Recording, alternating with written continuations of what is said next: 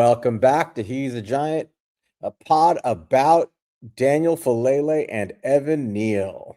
I'm your host, Sal, here with my co-host, Monte. What's going on, man? If you bring that up again, I'm leaving this pod. What's going on, dude? We need a little bit more time to set straight here, but Chris Rossetti was threatening not to sign us another interior offensive lineman, so we just started it. But I'm doing good. Yes. And I apologize already. The tardiness is on me. I was having some issues with my sound, so I had to restart. Anyway, so we are 3 days into free agency, and everything we discussed on Sunday in that really well-attended, well-viewed, well thought out, detailed discussion of a free agency preview pod, that you can just take that, crumple up on a piece of paper, and throw it away. Because none of that matters. The Giants are doing things their way. We need a shirt. You know what would be really cool? An original idea is if we had a shirt that said our way. Because who cares about anything else? Yeah, no. 3 days into this, we have a situation, and the situation is they don't seem to want to spend a lot of money, and here we are. So, it doesn't take much to recap what happened. We can talk about the good and the bad, but bottom line is we re-signed Jermaine Eluemunor, which I think is the biggest deal of the offseason so far. Say what you want about the stuff people are not happy about. Having your bookend tackles locked up for 3 years is a good thing, so that's good. And we brought in the tight end, Isaiah Likely, who is likely going to fit into that big slot role that Matt Nagy likes to run. That's awesome. You can see how our offense is going to work through a guy like Likely. We brought in fat ass Pat Ricard, and I resisted loving this move before, but man, the idea of that 300-pound Goliath running around like knocking people over in the run game is fun. That's all the good, right? Yeah, fat and scat. Fat and scat. Fat ass Pat Ricard leading the way. What else do we do? We signed Adarius Washington, the nickel safety. I like him. Brings a physical presence from the Ravens. And we brought in their kicker, their punter, who's an all-pro punter. Special teams, right? Brought back some of our own guys. Brought back McAfee, signed Jermaine Edmunds. I think we saw that one coming. Yep. That was very possible. No.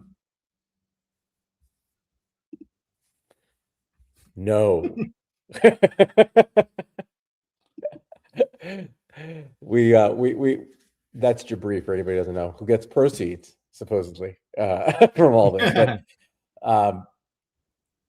so we did some good things. We brought in some guys that can see the shape of the offense. We tried to get Elijah Vera Tucker. I think that was our one big target. Didn't work out.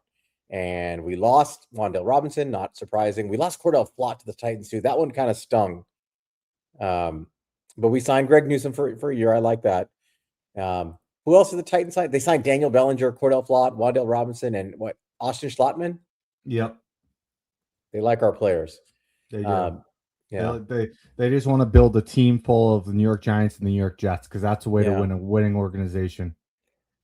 And we signed a kicker, the guy from the Dolphins, Jason, whatever his name is, right? So Jason that's Sanders. Where we are. Yeah. So that's where we are. And what we haven't done, Monte, is I think the story, right? We haven't signed an interior D lineman yet. We haven't signed any interior O lineman yet. We haven't really dipped further into the secondary beyond Newsome and Washington. We haven't gotten any other weapons beyond Likely. So no running back so far. What are your thoughts? Yeah, man. I mean, I liked what they did on day one. I was fine with, how they started to pivot to Greg Newsome on day two, and, where we're going moving forward. The word out was coming, though, that they were done spending, at least spending big. We'll see how true it is. My hope is what that actually means is they're going to sit back for a little bit, let the market play out, and they're still willing to, bring in some starters. They're just going to, not overpay for them. That's my hope. I hope that they're not actually done, because I'd be very disappointed if they don't sign an interior offensive lineman that can start. I'd be very disappointed if they didn't sign interior defensive lineman who could start. I think he brings some wide receiver depth and whatnot, but some of the bigger ones that I still want him to do. But we're gonna do a mock draft here, and we're gonna handle that the best we can without it. Wait, but there's more. We signed Evan Neal. Oh, we did. Evan Neal. We brought back Evan Neal. If I told you, hey guys, I'm going to bring in on a 1-year prove-it deal a former top 7 pick, a consensus number 1 player in the NFL draft for a brief period from just a few years ago, who suffered some injuries and went through some coaching turnover, but is this gigantic freak of a human being, and has all the talent in the world, just needs to be coached up. But we're going to sign him for a 1-year prove-it deal. Would that have excited you? Yeah. Yeah. What if I told you that guy was Evan Neal? Are you still excited? Less excited. I'll say, I was thinking about this a little bit more. This is my biggest takeaway from this. And it's not that I think Evan Neal is suddenly going to be a great player under John Harbaugh. I pretty much have made up my mind he is not going to be anything, at least not here. Hopefully I'm wrong, but I don't think I will be. But I do. The one thing that positive I did take away from this is, look, it doesn't surprise me that John Harbaugh wanted to keep Evan Neal, be like, hey, these last coaches stink. I'm going to get something out of this that these guys couldn't, because I liked him as a prospect. I want to bring him back. My question is, why does Evan Neal want to be back here? If I was him, I'd want a fresh start. I mean, he needs a fresh start in the worst way. The fans are over him here. Fans would embrace him somewhere else, be excited for that upside. And to me, the fact that John Harbaugh was able to convince him to come back, props to him, because if I was Evan Neal, there's no chance I would have came back here. Yeah, no, I agree. Before we go further, I just want to share something. It's important that I share this.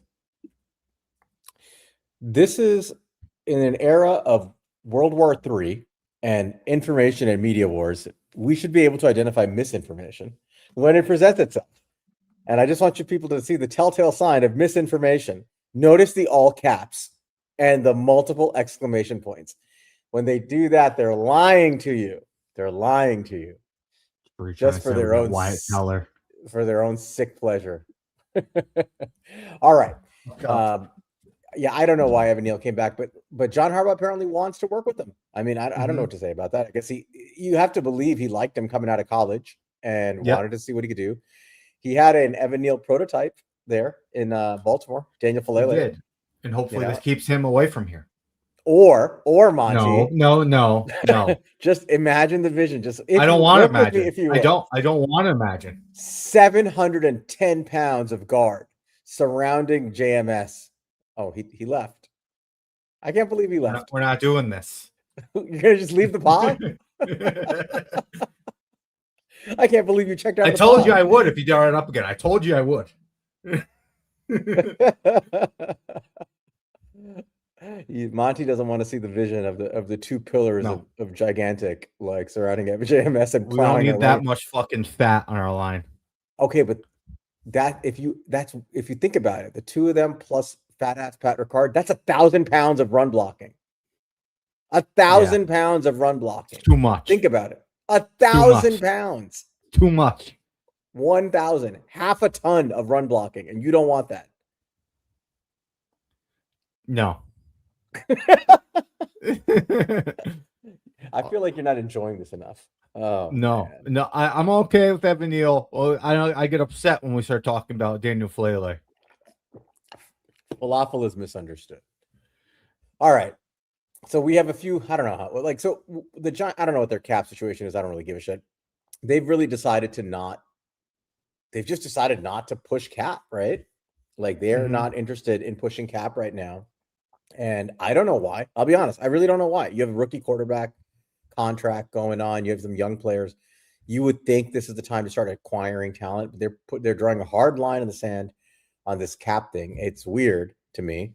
Some people think it's good. I don't know. I mean, I will say John Harbaugh came in here and said, I expect to compete for the playoffs next year. And as a fan base, I think we should hold him to that.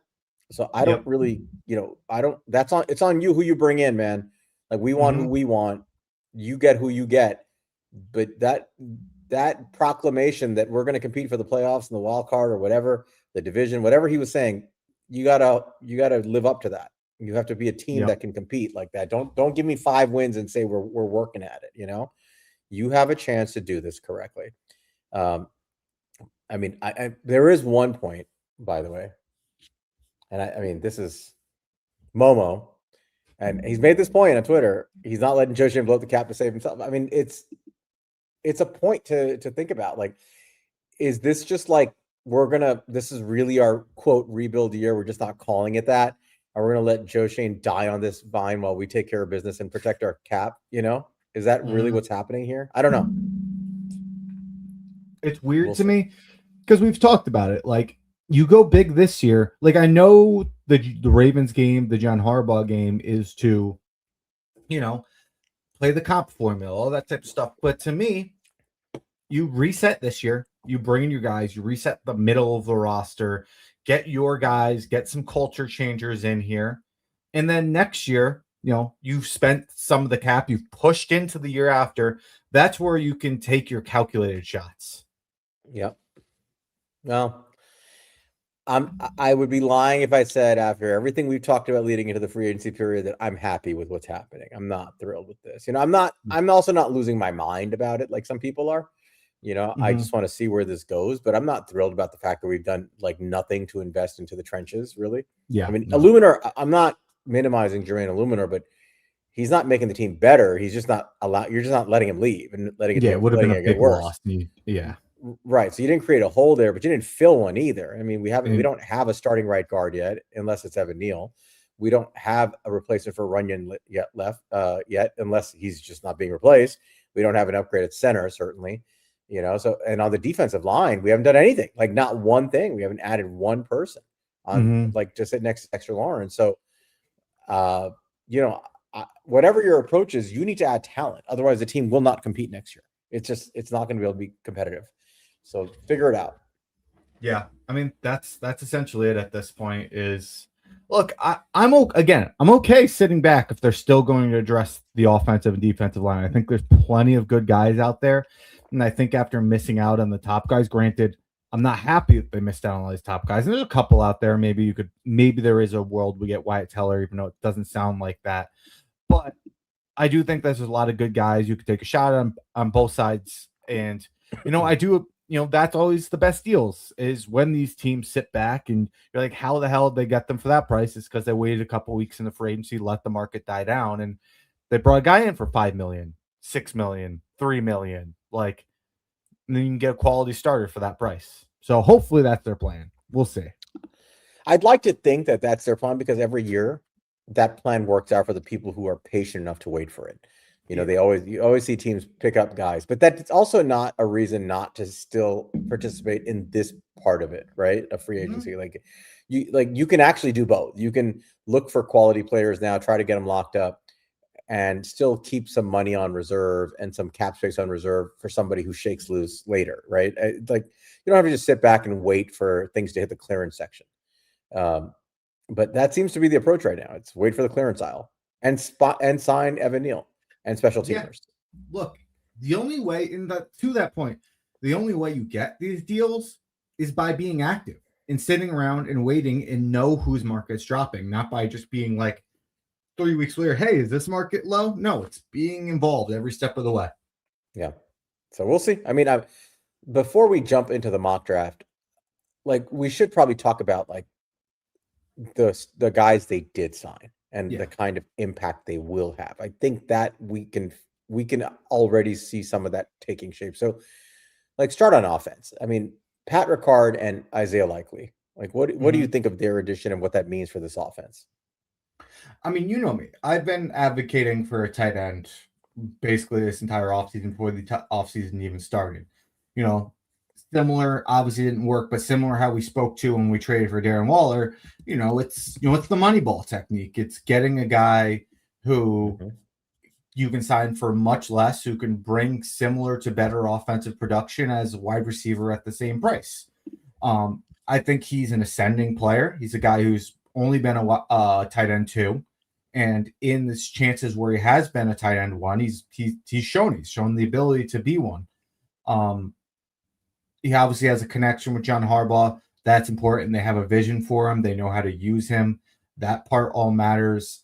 So, I mean, to me, this is obviously the replacement for Wan'Dale Robinson for them after letting him walk. They're going to run a lot more of that 12-man personnel. We ran a lot more like 11 and whatnot under Brian Dable, and 12, 13, and that Isaiah Hodgins is going to be, or Isaiah Likely is going to be a big part of that. And I think it was a good addition. I think that we're going to see a player who is going to have the best season of his career by finally kind of being one of the focal points of this offense. And one thing I'll say too, I've seen some guys talk about Big Little Banter, guys who've talked about it. Although this is not like an inline tight end who you put in the line, he's going to drive defensive ends off the ball. He's a very good move like blocker. Like you get him out into space and he'll fuck some people up. Yeah, I think this is a guy that we can be excited about. Like legitimately excited about. He had a decent year, but although a little bit of a down year last year. But the year before that, in 2024, he was a big part of the Ravens offense, much more so. Put up over 600 yards that year, and he had, what do you have, like 603 yards, 7 touchdowns, 49 catches, and 65 targets, 75% career catch rate, right around there. But more importantly, when you look at the advanced stats that year, Monte, he ranked 6th in the NFL amongst tight ends in yak per reception. He had 6.1 yard. Love that. Yak. So that that's probably the single most important stat for tight ends in the receiving game, right? Guys who get yak. And he was number 7 in he ranked 7th in yards per route run at 1.71, right? So he was, what that tells you is he was a productive receiver and very good at yak as a receiving tight end. And that was in his best year last year in 2025. He was hurt a little bit this year. It hurt his production. But overall, you can see what he is. I mean, as a receiving tight end, he has already, despite being in kind of a limited role, has been one of the better receiving tight ends in the NFL. He shows you that ability to run routes. He's a big target. He's a big slot, essentially, like a big receiving slot. But he also he's not one of these guys who just catches the ball and goes down, right? And he catches it. He has enough wiggle, enough foot speed, and lower body strength to actually get a lot of yak afterwards. And he does that. And he has that athleticism. He has the power. He has a good combination. He's really just a big receiver, playing in the slot. But he has some ability as a blocker. I think his blocking game is very much underestimated and underrated. He's not an inline tight end. Like you line him up against an edge, he's going to get run the fuck over. But he's a good move tight end, right? He's a guy that in space will latch on to a wide receiver or a linebacker, and actually has some nice run blocks out in space. So he's a good player. He's a good tight end too, and you can see where he fits in, right? He's really tight end 1 in my opinion, but they'll be using him more like a tight end 2. I don't think he's going to be in line. I think that's Theo Johnson's job, but you can see us basically being in a lot of heavy 12 personnel type sets where he's essentially, it's kind of like 11 where he's the slot receiver, but basically you have 2 tight ends, 2 big bodied receivers who can block, leak out, make a catch. You can see how he changes the offense, and it does run the offense a lot more towards the middle of the field, right? I think that changes the dynamic.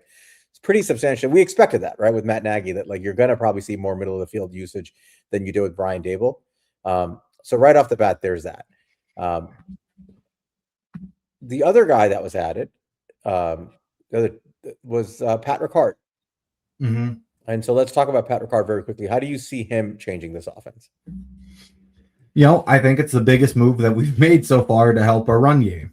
We haven't done anything else to talk about run game, but it's something that I think is an advantage in today's league where everybody's trying to get small. I think that I've been wanting us to embrace the fullback. It's something we've done at times with guys like Daniel Bellinger, but you brought in a true all-pro fullback, a big 300-pounder, and I have dreams of seeing Scat run behind that guy, and I think that we can run some power offense potentially that teams won't be able to stop if we get the right people on the offensive line. Yeah. you can't rely on Pat Ricard doing the job that when you have a turnstile at right guard. Like that can't be the plan, and left guard, to be honest.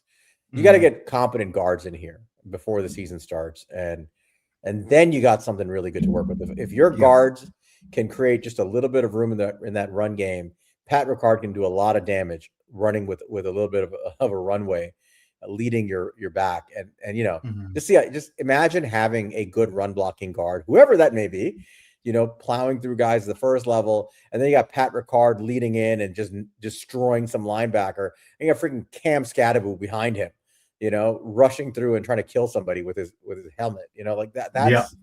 That is power football, and you can see how they're going to probably do a nice play off of that kind of power rush game with using Likely as a big receiver and just kind of working the middle of the field. And then you got Malik Neighbors, who the defense has to account for being the constant number one threat on the offense. So I can see what the vision is already in terms of the weapons and the run game, but you need the horses in the line to make this work. And they have not done that yet. So you got some work to do. They have a lot of work to do. Yeah. On the defensive side, they did add Jermaine Edmunds. So your thoughts on him and what he adds? Jermaine Edmunds and Washington, you might as well, and Greg Newsome. Let's talk about the three of them on block. Sure. So, I mean, first with Jermaine Edmunds, we'll talk about him. I thought it was a good addition. I think that Bobby Okereke has not been a good linebacker despite the tackling numbers last couple of years. I think that he's been a very bad part of this very bad run defense, and I think that's something we need to improve. I think that you have a very good run defender in Jermaine Edmunds, although he isn't necessarily like your stack and shed guy. He is a very rangy guy who can fill holes and be in the right place, a reliable run stopper. He consistently grades high, consistently gets high tackle numbers, all those type of things. And he's a guy who's shown to be a high level coverage guy in his career. He hasn't as much the last couple of years. He has the athleticism and the size to be one, and he definitely is an asset there. But if you can get him to be more of what he showed in Buffalo, you have a very high end linebacker. But at the low end, I think you have a guy that's going to significantly help your run defense. So that's what I got in him. What are your thoughts? Yeah, he's a run defender. I mean, that's the bottom. At this point in his career, there's two things he does very well. He's a really solid run defender. I think he has pretty good instincts and good vision in the run game. A lot of that is just his sheer height and his size. I think he has a good vision of the backfield. Like the size of Kayvon. Right. He's like 6'5", 260, right? He's massive. 250 or something. Yeah. So he's somebody like we don't talk about it enough, but like when you're working the middle of the field on offense or defense, like your height matters a lot. You got to be able to see over these linemen. So he's good at seeing the field. He's good at diagnosing the run. He's got good instincts as a run defender, and he's a pretty sure tackler. He gets up there, makes good tackles. I think when you watch his tape from last year, he's lost a step compared to when he came out of school, when he was a lot faster. He doesn't exactly have sideline to sideline range anymore, but working the middle of the field as a run defender, he's very good. And the other thing he does really well is he knows how to use his length. I think he has a good idea for like how to use his hands. You see, he has a lot of batted footballs, and he gets his hands in there and he interrupts pass plays. He's not like this guy who's going to win in coverage because he's fleet of foot and he's like this fluid defender. He's not, he struggles, but he's good in like the short zone area, just using his length and knocking balls over. And he has a knack for the football. I don't know if you notice, he has a lot of interceptions where like just somehow the ball just finds him. He's like Dane Belton playing linebacker, right? Like the ball just finds him all the time. That's kind of size, man. Yeah, I mean it's something, but bottom line is he's a good run defender and he's a solid linebacker. I don't think he's all pro, like none of that, but I think he's a solid run defending linebacker. I think it's worth paying guys like that just to solidify your line, at least for a couple of years, and I'm fine with it. Yeah. And, real quick before we move to the next guy, we also brought back Mike McFadden, and I do think that's a good addition. I think he's somebody who, when we're going to go into these mock draft experiments where we'd like to improve that room, but he gives you a little bit of flexibility where you don't necessarily have to, but you prefer to. Yeah. I think McFadden is a guy that if he had not gotten hurt, I mean, we don't know, but if he didn't get hurt in the second series of the year, we might be talking about, man, we lost a good linebacker to free agency because he was good this year and somebody paid him, Like I feel like he was on trajectory to earn himself a real payday because he was getting better every year. Now the question with him is he had a list rank, and as we know, unfortunately, guys with list rank sometimes they struggle when they come back, and it depends on how bad it is. I don't know the degree to which that injury may have sidelined him, but let's assume he's healthy to start the year. I think he's a good bet to have like a solid campaign next to a guy like Edmunds. Actually, he's a nice compliment to him. So I like it, and it doesn't, paying him whatever it was, like $3 million or something, doesn't preclude you from signing a guy like or drafting a guy like Sonny Styles if you want him, or a guy like Jacob Rodriguez later on. Like you can still bring in a long-term solution at linebacker with Micah McFadden here. So I liked it. I think the pairing is good. Obviously, I was hammering home the need for a guy like Caden Ellis. That was my guy. I thought he would have been a perfect complement to Edmunds, but he got 11 million a year. I don't think they were going to put in 23 million a year in the linebacking, combined. No, the guy you could have looked at is like maybe a Leo Chenal, who's more of like the higher level like Mike McFadden is. But I will say to the Leo Chenal stuff, I'm a big Leo Chenal fan. I think he would have been the perfect second guy to bring. He's a great athlete, but I don't personally. I prefer bringing a guy like Edmunds to him as the one. You just don't know what you have in Leo Chenal. It's the guy who's been a 2-down linebacker, his entire career in Kansas City. He's also not a good complement to Edmunds because Chenal's strength is not coverage and sideline to sideline play. It's more downhill run stopping and blitzing. A lot of overlap with what Edmunds can do, but I actually prefer McFadden in that role, to be honest. As long as he's healthy, I think I prefer him as like more of like that other inside linebacker who can do a little bit more to complement Edmunds. Ellis would have been a great addition, but again, he got a lot of money. And we'll see what they do in the draft, but I'm good with it. What about Washington? What do you think of him?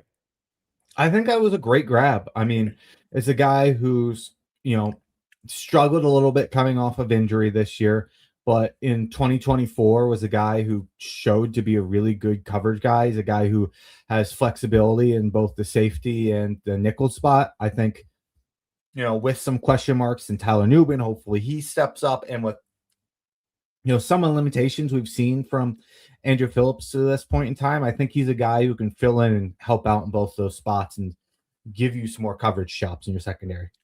I think what he brings is a physical presence more than anything. He's a culture guy. Like, you talk about the culture hires for Harbaugh, the guys who set the tone. If you watch him, man, he is a physical, nasty secondary player. He doesn't, like, every time he hits you, you hear that pop off the screen because he really punishes guys, in space. And he's quick and he's fluid. He's not big. He's like 5'9", right? But man, he's tough as hell. He's tough as nails, that guy. I think he sets the tone, and he's the kind of guy, like, you can see the way he might show up in camp and the way he's flying around, where everybody else's game gets elevated because they kind of have to keep up with a guy like that. Yeah, and Rad brings up a good point here. You always love when the opposing fans are pissed off when they lose a guy, and the Ravens fans can be pissed off. Or so it was K-Mac, sorry. For some reason I thought it was Rad. But K-Mac brings up a good point that it was that they got mad. And same with Patrick Ricard, but Patrick Ricard's more of like a household name. Washington really speaks more of the player he was. So yeah, I really like his addition. And the last guy to talk about before we head into the mock is Greg Newsome. Really interesting. So we lose Cor'Dale Flott, which I'm not going to sugarcoat it. That sucked. Yeah, especially how close you were. He spent 4 years developing this kid, and he finally blossoms into this really good coverage corner, and you lose him. That just sucks. And you're right there, which means they saw as him a fit in this defense. It's different if they just said, "Hey, he's not a fit. We don't want to bring him back." They wanted him back. Which calls into question the approach they're taking here, right? Like, we heard that with both him and with Teller. They were like right there, and then they lost him both. Not Teller, excuse me. Teller, AVT. Like, listen, man, you got to close the damn deal. Like, if you want a guy, if you really want that player, and you're like leaking out, oh, we're right there, like they're almost agreed in principle. Like, don't let them leave. Like, just close the deal. Sign. Like, do what you got to do. Close it out. Like, it's not worth whatever little amount of money you save. In general, if you really want the guy that bad, close it out. But anyway, we lose Flott.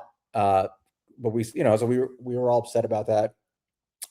Greg Newsome was on a small list of guys that some of us talked about being like a solid replacement if we did lose Flott. So former first round pick out of Northwestern, played in Cleveland for about 4 years, was pretty good his first couple of years, and then he kind of fell out of favor. But what can you tell everybody about Greg Newsome and his game? I mean, Greg Newsome, he's a decent sized guy. He's like 6'1". He's a great athlete. He's like a 4'3" guy. And, I think now you're looking at here where, there's this thought like, oh, maybe we can revive Deonte Banks. But Deonte Banks has never really shown, outside maybe a little bit his rookie year, much of being anything in this league. While with Newsome, that's not the case. Newsome struggled last year, started to struggle down the stretch his third year, but he's a guy who has really shown the ability to be at least a starting cornerback in today's NFL with potential to be more. And, we were talking about this, and I thought you brought up a great point, is I think we have the right staff to take a shot on a guy like this. When you have a guy like Denard Wilson, who has been known for his work with the secondary and developing these guys, that makes me a lot more optimistic about taking a shot on these guys. And he also brought in the secondary coach who Delicio, who's a guy they also really covet, and he got that defensive pass game coordinator and secondary. Like, between those guys, I think that you're going to be able to actually have some optimism that they can develop this guy, unlike something we haven't been able to do with our secondary, feels like in years, outside of like Cor'Dale, Flott. Yeah, I'm very bullish on Denard Wilson and Delicio working with guys in the secondary, especially if you give them prototypes who are good athletes, meet a certain, traits, set of parameters. They're a certain size. These guys are all about 6'1", 6'2". They're over 190. These are fluid athletes, in space. You watch them, they move well. They have good hip fluidity. They're fast. They're 4'3" guys, and they're pretty strong. I mean, they're not necessarily great. That doesn't necessarily translate to being good in the run game or even being physical in press, but they're fairly strong guys, and you can see how if you work with them on technique, how things would work out. Newsome, I thought, was pretty good in press, at least the first couple of years in Cleveland. I do think some of his time in Jacksonville, going to a whole new scheme, whole new defense, it was too much for him, and he struggled. I would almost throw away those few games in Cleveland, in Jacksonville, but I like the prototype. I think you're buying low on this guy. And again, if he hits, you've got the guy with the upside of a starting CB1. Is he Tariq Woolen, who a lot of us wanted? No, because Tariq Woolen's already proven that he can be a all-pro CB1, and he's a freak show. It's like 6'4". He was like a 4'2" something, right, at the combine. And but this guy is not quite that, but it's sort of the next level, right? Like superb athlete, high pedigree, just has been good, just hasn't been all-pro. I like it. So you can see how this is taking shape. A more physical looking defense, guys who are thumpers, guys who bring a presence of basically being more aggressive. Same thing on offense between guys like Ricard and, bringing in even likely like a bigger unit, trying to work the middle of the field, develop the run game. The glaring red flags, though, Monte, are they've done nothing inside the interior O-line, and they've done nothing in the interior D-line. And it's hard to say that you're going to be this physical punch you in the mouth team if you basically ignore the trenches on both sides. And they're going to have to address that. Agreed. Yeah. And hopefully they do through free agency. When we do this mock, we're gonna have to assume that they didn't. Thank you, Matt. You're right. If we get the likes up to 50 and we get more likes and subscribe. By the way, everybody, please like and subscribe to He the Giant Pod while you're here. If you're watching on YouTube, subscribe, like the episode, help us grow. Thank you guys for being here. But I promise to shave my head if you get us to 50. I also promise to shave my head if we sign several key free agents, including Kevin Zeitler. Did you see my tweet that I put up about guys I would shave my head for? You know who liked it? I saw. Yeah. Kevin Mrs. Zeitler. Kevin Zeitler's wife liked it. And I'm like, doing your work. Yeah, I'm doing my thing. I don't know what you guys are doing. People bitching and moaning and crying about the offseason. Why don't you stop crying and step up and do something like offer to shave your head to get Kevin Zeitler to the Giants, But yeah. There you go. I'll put aloe vera on my face. if we sign Kevin Zeitler, I want apologies from everybody, and I will listen. I'm declaring it here. If we get Kevin Zeitler, who else did I put on that list? Do you remember? GVR. Okay, GVR. I'll definitely shave my head for GVR. If we get Kevin Zeitler, I'll shave my head on the pod. Okay. I think I put Sebastian Joseph Day, also worth a pod head shave. At least I'll do the dry shave. I'll show you guys how it works.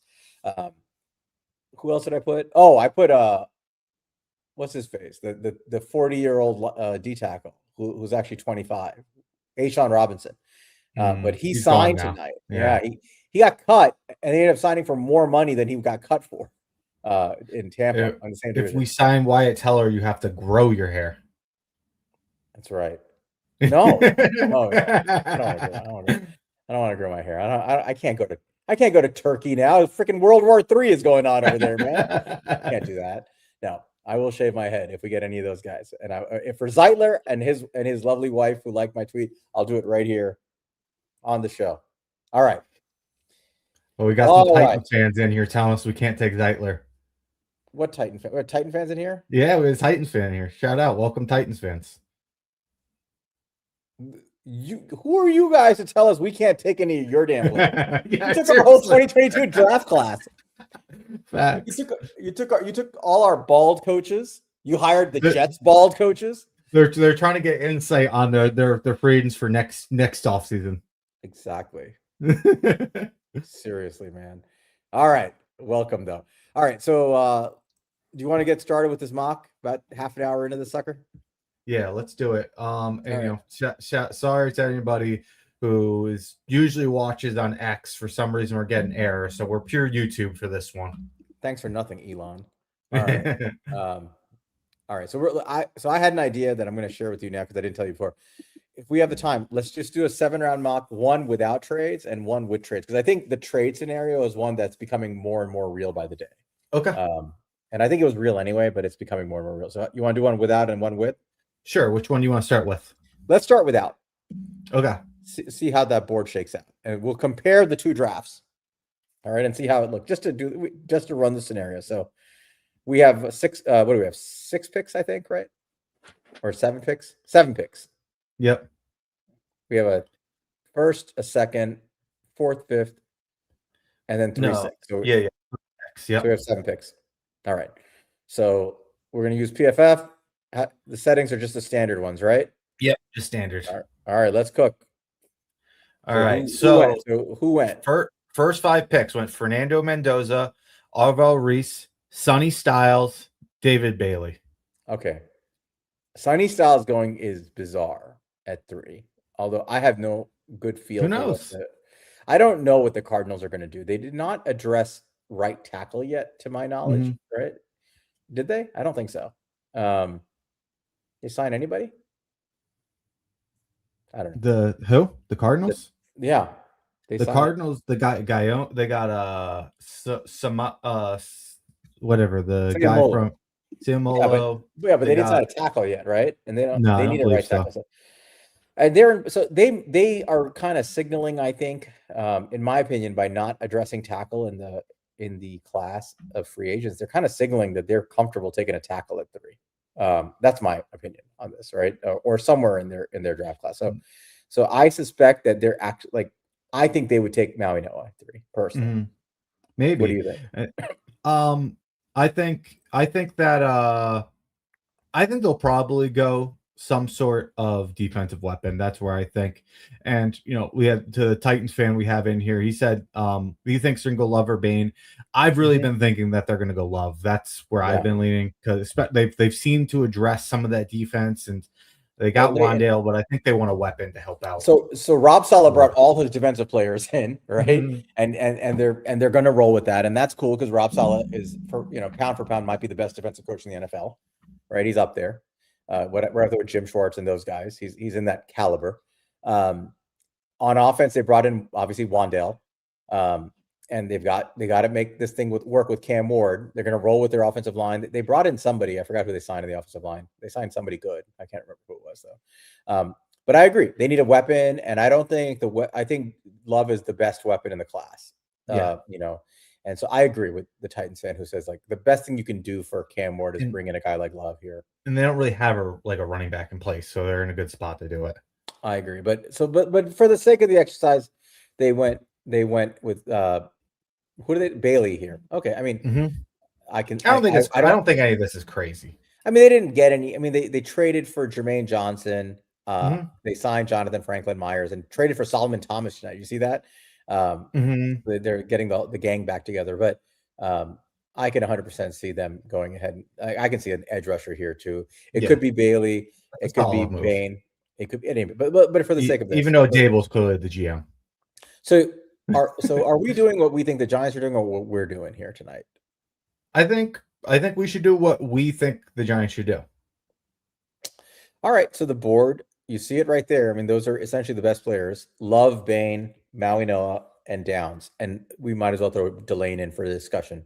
I don't think Delane would be the pick here at all, but it's certainly possible. What's your opinion? What do you think the Giants would do here? I mean, as far as what they will do, I think the main guys I would assume they were taking is either Jeremiah Love or Caleb Downs. Those are the two guys that come to mind. I think that Ione is a guy that they would consider. I don't know if they would consider either the Miami guys and Bain or Maligoa. And maybe they need to go wide receiver, Delane. There's certainly a lot of ways they could go here. But that's kind of in that order. What about you? I think they would go with Jeremiah Love here. If you're sticking and picking, you're going blue chip right here. Styles is off the board. Bailey's off the board. Reese is off the board. So you're down basically to two blue chip type players at this point. Right? You can argue that Ruben Bain's a blue chipper. You and I certainly feel that he is. But I don't think the NFL teams are going to feel it's like he's a blue chipper with 30-inch arms, honestly. Yeah. So I think what you're down to is Jeremiah Love and Caleb Downs. And I really feel like they're trying to set this up to be a team that can run the football. They're going to make more offensive line additions somewhere along the way here. I don't know if it's going to be at pick 5. You know, I don't know if they would view Maui Noah high enough to take him right here. I would be very tempted by Maui Noah here, given that they haven't invested on the interior. I think he's a perfect person to bring in and say, why don't you play right guard to start the season or left guard to start the season? Probably right guard. And you work with Eluemunor. And for all we know, after a year or two, they flip, you know? Yeah. But I think he would be a solid addition here. But I don't think that's what they'll do because I don't think they view him as a blue chipper. I think they view him as like a solid starter. Yeah. So I think more of a trade down option. I agree with you. Love or Downs are the likely guys. And I think in that sense, it's most likely Love. So let's take Love here. I do think at this point they would take the BPA. And in their mind, it's probably going to be Jeremiah Love. I don't agree. I think they would take Downs, and I'd prefer Downs here. So we can let the chat decide for split here, but I would go Downs, and I think they would go Downs. Why don't you guys start now behind under Hawkeye? Just put in your votes quickly. Love or Downs? Downs, Love.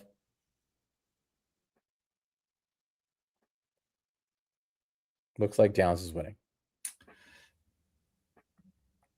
Yeah. Sorry, Sal. Not giving us a running back this time, Dave Gettleman. I just wanted to have the discussion, Monty. Okay. All right. Caleb Downs, a Giant. How are we feeling about the team now after day one? I think you got an impact player. I think you got a leader on the defense. I think you got a guy who's going to significantly help our run defense. I think you have somebody who it's just going to be a defensive weapon that our DC can move around. How do you feel? I love it. Yeah. I was just talking. You said to think like the Giants, and I was like, I don't know. I think they might take a running back here.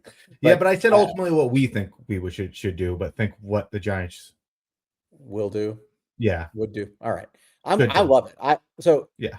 If it's up to me, I'm taking Jeremiah. I'm taking Caleb Downs there. If those are my choices, I'm taking Caleb Downs because I think this is a guy who's suffering from prospect fatigue right now, and people are making a lot out of nothing. At the end of the day, he is a dominant force on defense, and he's a culture changer, team changer. There's a world where he wears the green dot like as a rookie. You know, he's that good. Yeah. So I like it, and as much love. Sorry for the pun, but as much love as the other safeties are getting because they're maybe better athletes and all that. And I think they're great players. That's not why Caleb Downs is viewed as a blue chipper. It's not just like athleticism stuff. It's everything he does on the field and off the field. He's a complete locker room presence. He's a leader on the defense. He recognizes defenses. He helps everybody get better. He's a true force multiplier.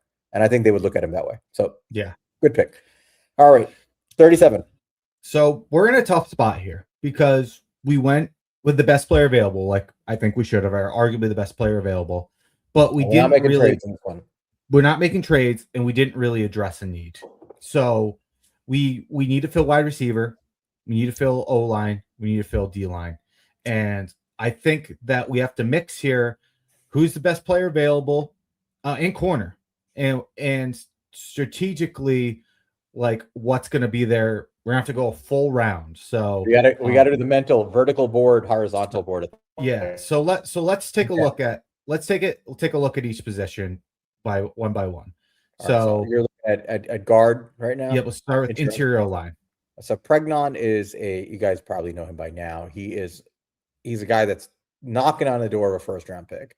Mm-hmm. One of the better interior O linemen in this class. Good at everything. He's just really good at run blocking, pass blocking. Grades out really high, and you watch his tape, he's pretty solid. I mean, I don't think he's a perfect player by any metric, but he's a very, very reliable high floor guard. I mean, look at those grades. Yep. Who else you got? Basantis is a big kid, strong, but they're not perfect. As you can see, this is more of like a projection. That's some Hecht is centers in this draft. Yeah, so Hecht is interesting. He's a very good center. Do you feel comfortable taking a center here the second round when you don't have a guard? I wouldn't. I mean, like if I really liked one, but to me the best, if I was going to take center here, it would be, we don't have to take him here, but it'd be the guy who I think is the best center here, and be Logan Jones. But that's a different discussion. Okay. I think that's kind of as far as I would go here. Well, Rutledge. Yeah. Let's talk about him. He's the guy. So He'd think be a third round, but you'd have to take him here. I think Kalen Rutledge is going to go higher than people realize. I think so? Guys like him, yeah. I think he's going to find his way into the big boy. Round. Big boy, good tape, had a really good pre-draft process. Like there's nothing you don't like about him, Mm-hmm. He looks like a long-term starter at guard. So I think the Giants would seriously consider Rutledge right here if Pregnon was. I don't know what they think of Pregnon. Pregnon's probably the better prospect, but yeah.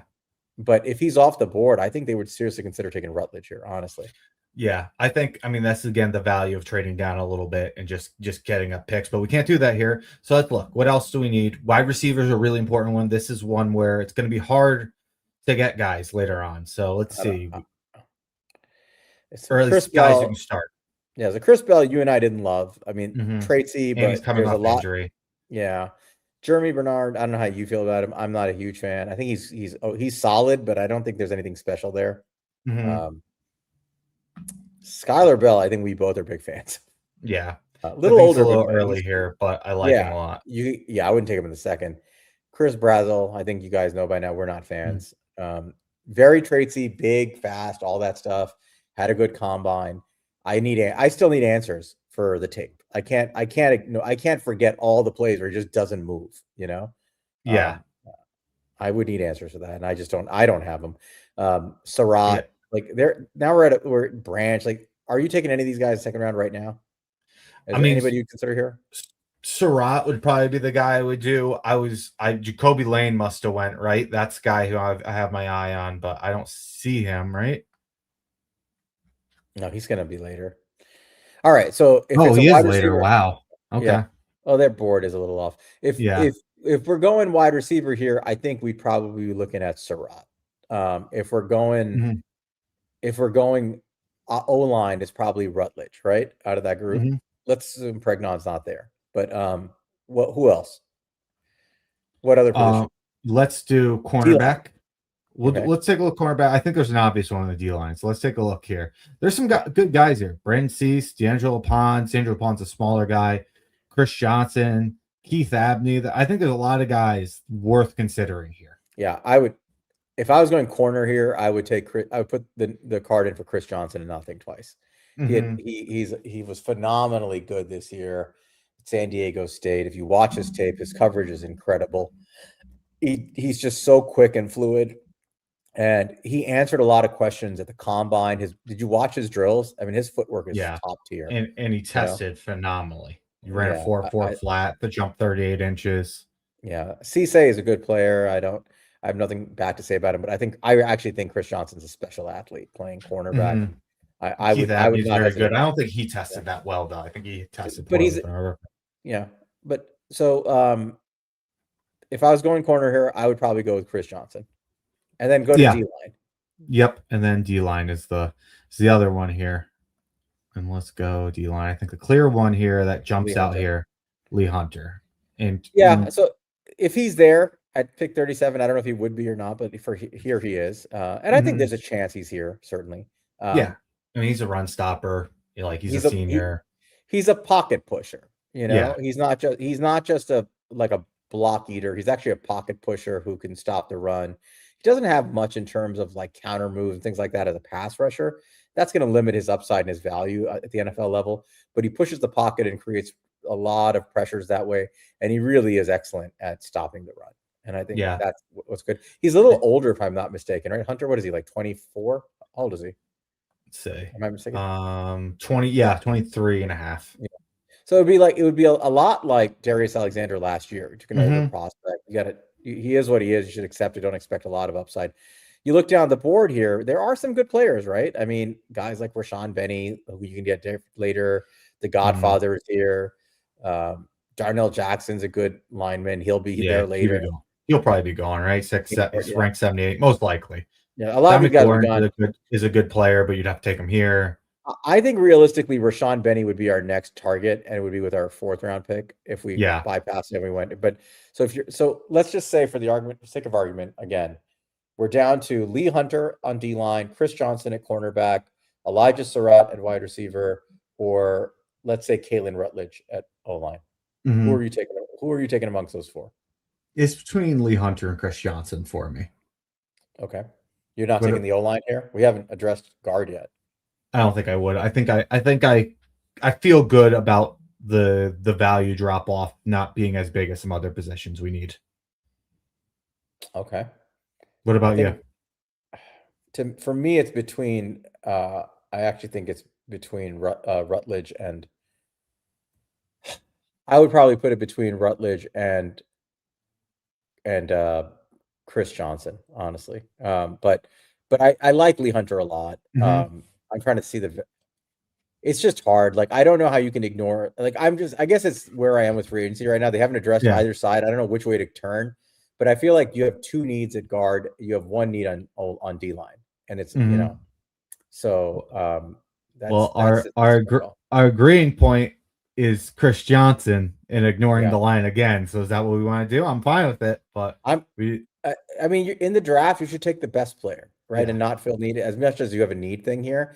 We have needs, but out of that group, the highest upside you're going to get from anybody out of the guys we mentioned is probably Chris Johnson, followed by Rutledge in that order. Right.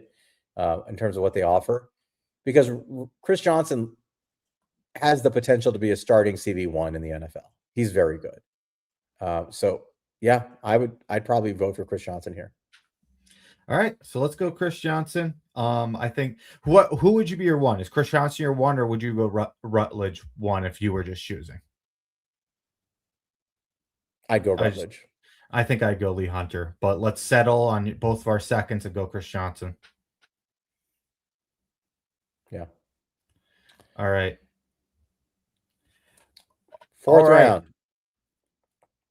So some interesting guys here that we've liked in the past. From Bryce Betcher, linebacker still a need. I wouldn't turn it down if that's who your BPA is. Michael Trigg, a guy we like, but we really did spend big on tight end there. That becomes less of a need for me.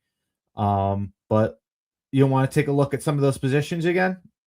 Yeah. So you got, I mean, again, wide receiver. Let's start there. Ted, start at the top. Ted Hurst is a fascinating case for the guy from Georgia State who blew up the Senior Bowl, and I think he had a pretty good combine, if I recall, also, right? This guy's a high upside. This is George Pickens as a prototype, Mm-hmm. Not anywhere near a finished product, but man, dude, he is physical. He's strong. Again, if you're swinging big, this is wide receiver 1 potential right here, you know? And to me, and I have no idea why PFF has him down this low, but the other big guy that has that upside to me is Jacoby Lane, who tested like an absolute freak at the combine. And I think more importantly, he killed the drills. I mean, he ran one of like the cleanest gauntlets I've ever seen. He tracked every deep ball perfectly. I mean, we loved Lane. We watched his film. We liked him a lot. We're like, there's a lot here. And I always kind of felt like he's being underutilized because he's opposite Mekhi Lemon, you know, and that there's not much you can do about that. If he went back to school and had another year there, he might blow it up, you know, but he didn't. What do you think the odds are he's sitting there, pick 100 and what are we, 105 or whatever we are? Like they're very low. I think he goes second round, but in this case, he's here. Okay. So wide receiver, I would agree that Jacoby Lane is probably the one I would want. D-line. Who's D-line? I saw Benny was here. Benny. Okay. Is the gap between Benny and some of these other guys huge? I would say probably not. No, he's really. I like it. I like Benny. Like Zane Durant tested like a freak. Like that's a guy worth taking a shot on. All right, so let's just say Benny. You know, Bo Stevens. I actually watched Bo Stevens last night. I was catching up on some interior line film. I'll tell you, his tape does not match his testing for me. He looked extremely athletic when I watched him. He moved very, very well. I would certainly consider Bo Stevens here. I really liked his tape. You know, I think I need to see more as a pass protector just because it's hard to watch Iowa pass protect. They don't do it enough. But and of course our guy Logan Jones, I would of course consider here. I'd be very tempted by Logan Jones. I'd be very tempted. I don't even think he'll be there, to be honest. Yeah, I think we're screwed up. But I think Lane and Jacoby Lane played themselves out of the spot, but they're here. They're, you know, we have to consider them. That's who they went. So okay, and then go ahead. No, I mean I think, and then yeah, that's it. I mean we handled, and then you know Bryce Betcher is the guy we like. So I said that's another guy you could just throw in there. I don't think I can ignore trenches any longer without losing my mind. So far we've added a safety and we've added a corner. Yeah. You know, we've gone secondary, and that's fine. We took upside swings on guys, which you're supposed to do, but I feel like at some point you have to take a solid interior O lineman or interior D lineman to build around. And I think of the two interior guys here, Bo Stevens is the guy who's a standout, and I'd be willing to bet that he's a guy worth taking. How about you? So Logan Jones, to me, the guy we loved his tape, and he's the guy, he passed all of our, you know, we did our analytics episode and going historical numbers. You know, he flashed. He's the guy who hit all those numbers and screams, this guy is a future Pro Bowl, all-pro guy, tested better than like Tyler Linderbaum. You didn't get your Linderbaum. To me, Logan Jones is the guy I would get here.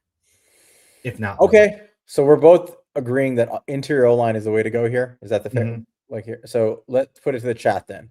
Do you want, would you go Bo Stevens or Logan Jones here? Let's say they're both on the board. And I think they would, there's a chance they would be. So would you guys go ahead and vote Bo Stevens or Logan Jones here? Yeah, I'm with you that, like, man, I really want to fucking take Lane, as Rad's saying, but we can't ignore line anymore. It's even 3-3.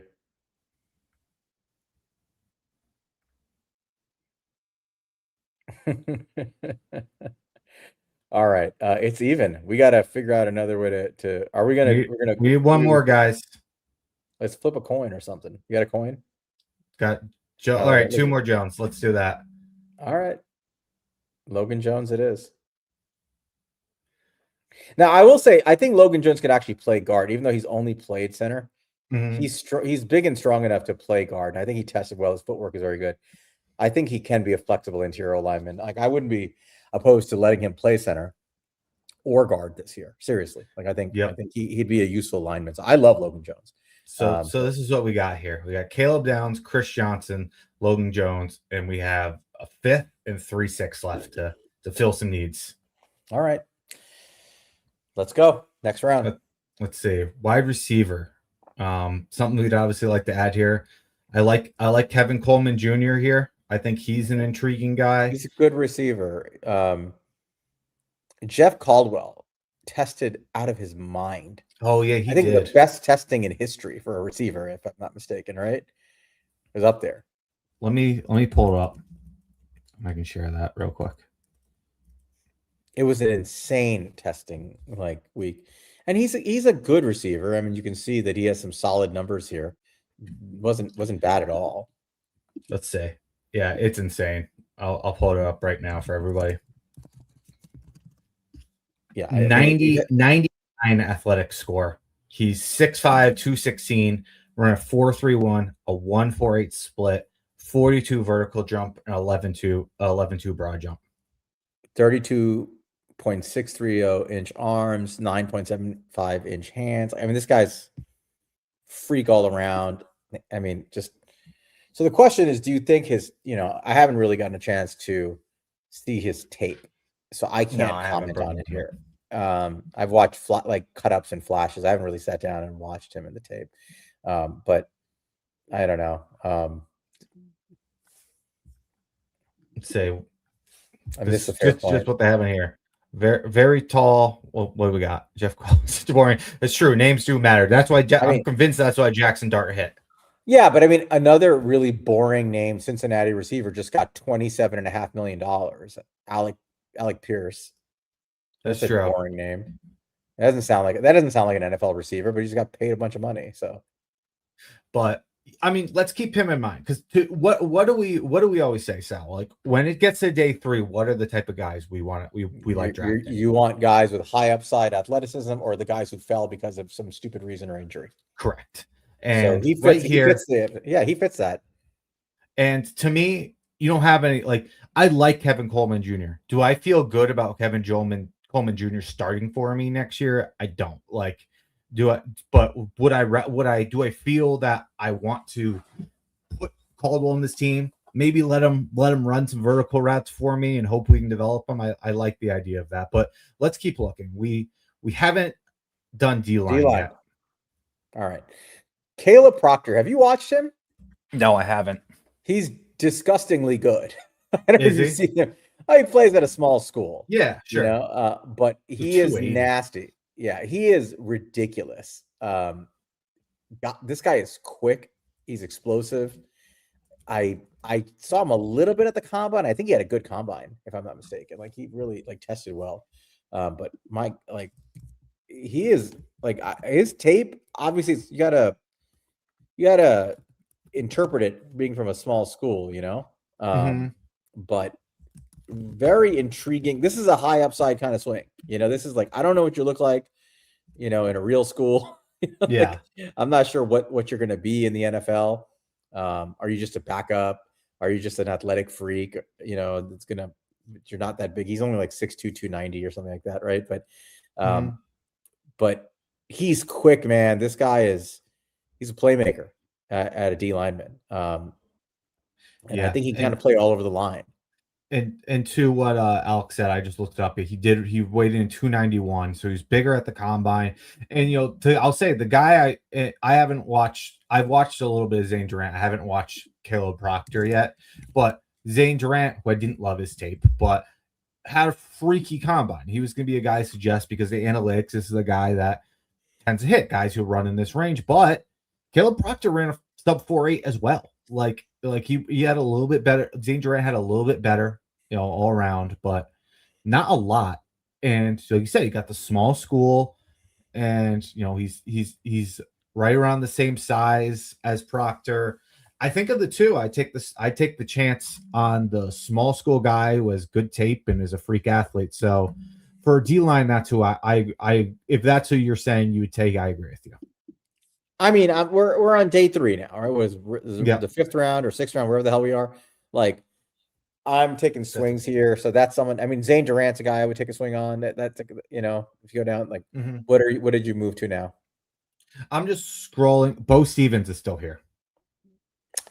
All right. I'm not opposed to swinging twice here on offensive line. But we did a lot of talking there, but I think you sit in a situation where me and you couldn't decide who we want, and we get a chance to get both of them. I think I feel pretty damn good after failing on. Before you do that, yeah. So have you watched Cole Brevard? I have not. Have you? He's really good. Yeah. Now he played at Texas. Didn't play at a small. This guy's good. This is a solid run stuffer. Is he on the board? Yeah. He's a very good player. Big boy. Yeah, big kid. I mean, this is a fat guy, and he's a fat guy that can move a little bit. He's solid. Like, I like him a lot, Matt. I have watched him. I would not be opposed to taking a swing on a guy like Brevard here. I think he's a high floor kind of run stuffer. So I'm good with that. And I also like Skylar Gill Howard. I think that's another guy that'd be good. And all that tells me is a lot of guys here I'd be comfortable taking on the D line. So you can wait. We can wait. And so Bo Stevens still there. And what else you got? Caldwell's interesting to me, but I think that, again, after we struck out basically in this free agency, we don't know what way we're working on assumptions. They really didn't do anything else. And if I could take two of the interior guys from the best offensive line in football last year, like both their tape, I think they both move very well and would translate. I'm with you. I feel good. I'm with you. One, I'm very high on both Stevens and Logan Jones. Two, the Rams did this a couple of years ago in a little bit of a different way when they took Jared Verse in the first round. They traded up to get Braden Fisk in the second round. Taking guys who've worked with each other in the trenches has an immediate value in terms of production on the field and rapid production. They know how to work together. So there's a world in which they can both be starters for you quickly or within a year, and you get more production because combined they know how to work off each other, and they'll do it faster than, just kind of being left on their own. If you have an opportunity to take both of them, these are the two guys I would try to pair together. Yeah. So, and I'm agreed to go here. One thing I'll just mention too, because I just noticed it. Brysock is a guy who pretty decent tape, but this is a guy who 6'4", and he's another guy who tested like a total freak. So just worth mentioning. We already did the corner, but and the safety. Yeah. So I'm not taking the receiver here. I'm actually I'm locking up my trenches and taking Stevens here and saying, we got to build for the future here on the O-line. So I'm doing it. So let's do it. All right. Ooh, Harold Perkins sitting here. That's an interesting one. We don't need Coogan as much as I do like Coogan. We haven't taken a linebacker. We haven't taken a wide receiver. We haven't taken a D tackle around at wide receiver. Ooh, Tyron Montgomery is an interesting one. He is a guy who absolutely torched the Senior Bowl. He was killing everybody. He's 6'1", 190, a good size. He didn't get the combine invite, unfortunately, but you can see right here, great number. John Carroll, which ironically enough, like every single successful coach in GM went to John Carroll. So I'm sure they're very aware of this guy, but he's an interesting name for me here. If you want to try to take a shot. I have a Tyron Montgomery story from Dan Jeremiah and Bucky Brooks. So after the Senior Bowl, so apparently when they do their drills, the wide receiver drills with the cornerbacks, the one-on-ones, there were guys, apparently this is a thing where guys try to line up in a way where they're trying to, if you're the fourth on the line, you match the fourth receiver on the line as a corner, so there are always guys who are jostling to get position. They want to go up against somebody they think they can cook or dominate. So their tape looks better. Right. So there was some corner, they wouldn't say who it was, but he basically was looking at the list of receivers, and he was and they had the list of where the receivers are lining up. And he went down the list and he saw, John Carroll. This guy's from John Carroll, and he found him on the line, and he lined up in that position on the line, and he thought he was gonna get some tape off him. And they said that they wouldn't say who the corner was, but they said they never saw anybody get beat so quickly. Like, it was embarrassing. Like the dude just burned him, and he was burning everybody at the Senior Bowl. So again, high upside type of swing. I wouldn't mind him. I wouldn't mind him here. But I like him as the next receiver we would touch in the draft. What about other positions? We haven't done interior D line. We haven't, Perkins is a linebacker. That's interesting. What else? Let's see. Zane. Oh, we did. Yeah, you're right. We didn't touch D line. We have Zane Durant. We have Cole Brevard. Xavier Howard, Harris. Sorry. That could be another one too. I think, we're gonna pick again soon. So and James Thompson is actually, don't underestimate him. He's a good D tackle for Illinois, solid run stuffer, good tape. All of these guys I would take. Yeah. So again, I think we like a few of these guys. I don't think I'd go much longer without taking one, but knowing we're coming up in 1, 2, 3, 4, 5, 6 more picks after this. Pick right after that too. I really like our option here with Tyron Montgomery. Perkins is an interesting one. Yeah, we basically missed the boat on the linebackers. Sicario Davis again, and that's another guy who blew up the combine, 6'4". Bishop Fitzgerald, but I would say get the wide receiver out. We have a chance. Take him. Take the swing. All right, let's get him. All right. We haven't done D-line yet. Yeah, let's get we're drafting for need like crazy here. So Cole Brevard, is he gone? Yeah, he's gone. He is. You fucked around and you messed up. Fucked around and found out. Yeah. And Harold Perkins went. Not that we were going to necessarily go there. We had to take it, but all right. So between the top 3 guys, who are the 3 guys you probably consider here in D tackle, Harris is the one who tested like crazy. Thompson has solid film. Harris is a good run defender too. Where are you betting here? We talk about betting on upside and traits, right? Mm-hmm. Durant's a good player, a little bit underrated. A lot of guys are underrated in that Penn State team this year. But what are your feelings on these guys? Do you have a strong feeling one way or another? I mean, I know Zane Durant tested like an absolute monster. And again, at this point in the draft, like to me, you take swings on guys like that. But I know some of these other guys tested very well some of these guys tested well. Also, what are your thoughts? I would swing on Harris here. That's a premier talent, and I think this is where coaching matters. He's got some issues that transcend the his play on the field that are affecting him. There's a world where he does land until he just lasts until day 3 and late into day 3 because that's stuff. Yeah. All that said, you have John Harbaugh here. You have Denard Wilson here. You have, veteran coaches who are respected and viewed as head coaching material, supposedly for the culture of it, right? If there's a coaching staff that should be able to corral talent that has some issues like that, it should be the one we have now.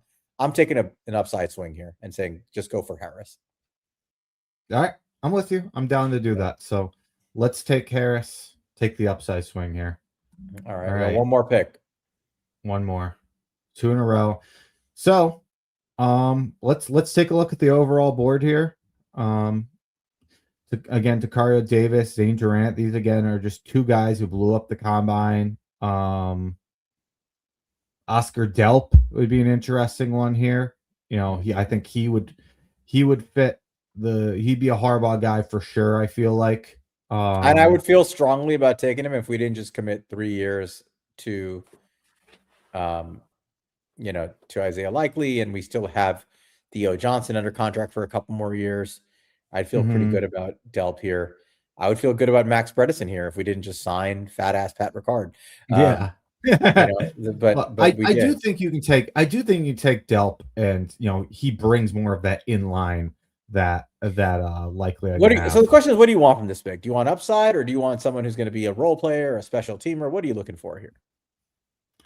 I think you just want somebody who you think can eventually be a starter for you. And, if that's a high-end one, you're taking a total swing, no floor, or just a guy you think has enough upside to be a starter. So let me give you a name of a quality player from a small school here. Pull up Red Murdoch. Have you seen him? Kid from Buffalo? Yeah. Yeah, pull him up. This is a good football player. I don't know if you've watched him, but he's a little bit underrated because he plays at Buffalo. And I'm not going to make the comparison, but there was another underrated player who went to Buffalo, ended up going in the top 10, right? Remember him? Yeah. Yeah. Yeah. He's still playing in the NFL, still a stud playing on the Chargers, Khalil Mack. Just because you go to a small school doesn't mean you're not good. This guy's got really good tape, highly productive. Jared Verse played at Albany. Some of these the best players do play at small schools. Yep. All-time first force fumble holder, according to Alex. I'm taking a swing on the small school, big upside player here. Yeah. Linebacker, we haven't addressed yet. Take the swing on the athlete. That's what I'm doing here. And that type of stuff, like Alex said, that stuff matters to me. That's just a guy who, has a nose for the football, is a playmaker, and he's done it like consistently over his career. You can see the numbers here. I'm with you. We haven't done it. Let's get it. And let's finish out this draft. All right. Let's see. I got like a D. Let's see. All right. But let's look at the draft objectively. Mm-hmm. So this was the first draft. We had a no trade policy. We still don't know what the Giants. We're just assuming that we're not doing anything else in free agency, and the incomplete roster we have today is the roster we're going in with, and that's what we're working with, right? Yeah. But I think the first two picks, we went secondary, but did we add any secondary pieces worth long-term value this offseason? No. In fact, we lost one. Yeah. Our safety room is kind of shitty. There's talent there, but until we see that talent become something for this coaching staff, they're kind of shitty. Our CB1 is a potential cut candidate after this year in Paulson Adebo. He's a good player, but I don't know if he's going to be here long-term. The other CB is on a one-year deal, upside, but on a one-year deal. We don't have a long-term cornerback solution built in on the outside. I think Chris Johnson at that second-round pick makes a lot more sense when you think of it, like about planning for the future. And you can start now. Caleb Downs, I think, is a guy who just, he's the best player in the draft in a lot of ways. And I think he becomes your de facto captain on defense. So those first two picks were solving long-term secondary problems and putting in playmakers and actually putting in guys who impact the defense all around. I think that's a lot of value. I know it's not trenches, but I think that's a ton of value. Yeah, no, I agree with you. And I think we did our best job to fill holes while, taking best player available. And I think we did that. And look at what ended up happening. We had a strategy that worked out kind of backwards, but we got two guys in the secondary who are impact players, potentially two starters in the secondary right away, right? In the first two picks. And then the next two picks, we get two interior O linemen who are not just interior O linemen, but they're guys we both like a lot.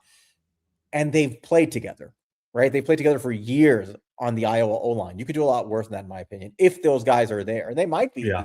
It's possible. Yeah, it's possible for sure. You can see the theme here. Fill the secondary, fill the trenches on the interior O-line.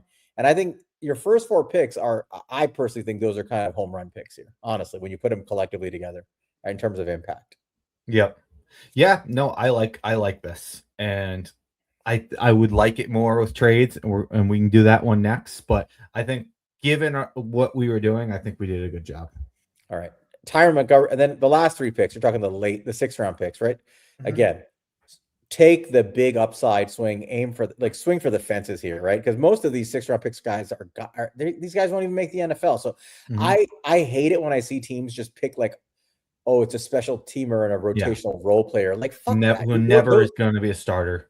Well, not only that, those guys you can get as UDFAs. Like, why are you swinging in with a real draft pick? Like, if there's a player to be taken here, take the swing on a guy who has a chance to be, like you said, a starter or an impact player. And it's usually guys who are either injured, had character issues, or had some other medical issue. Just take the swing, Montgomery is a guy that just, small school. There you go. Xavier Harris, off-field issues, but a mega talent. He's also massive. He's 6'8". He has like a ridiculous wingspan. I'm sure Harbaugh would appreciate that. And Murdoch is a small school guy again, who has a lot of production. I'm pretty happy with this, actually. I'd be thrilled if we had a draft like this. Yeah, I'd be very happy with it. Yeah. All right. You want to do a trade one? Yeah, let's do another one. If you guys are down for it, let's do one more. Should we mess with the bars at all? We're getting yelled at earlier to mess with the bars. Yeah, I typically I take away the need thing more. I take down the randomness and go more for positional value. Like need, I go down a little bit. Randomness, pull the randomness down a little. Yeah, that's good. No, down. Like there, you're good there. Like where you were. No, that's good. I would say positional value goes a little bit higher. A little bit. No, not that high. Not in this class. Go back down a little bit. Can you go down a little bit? Yeah. There you go. And then need, I think that's pretty good. Okay. All right.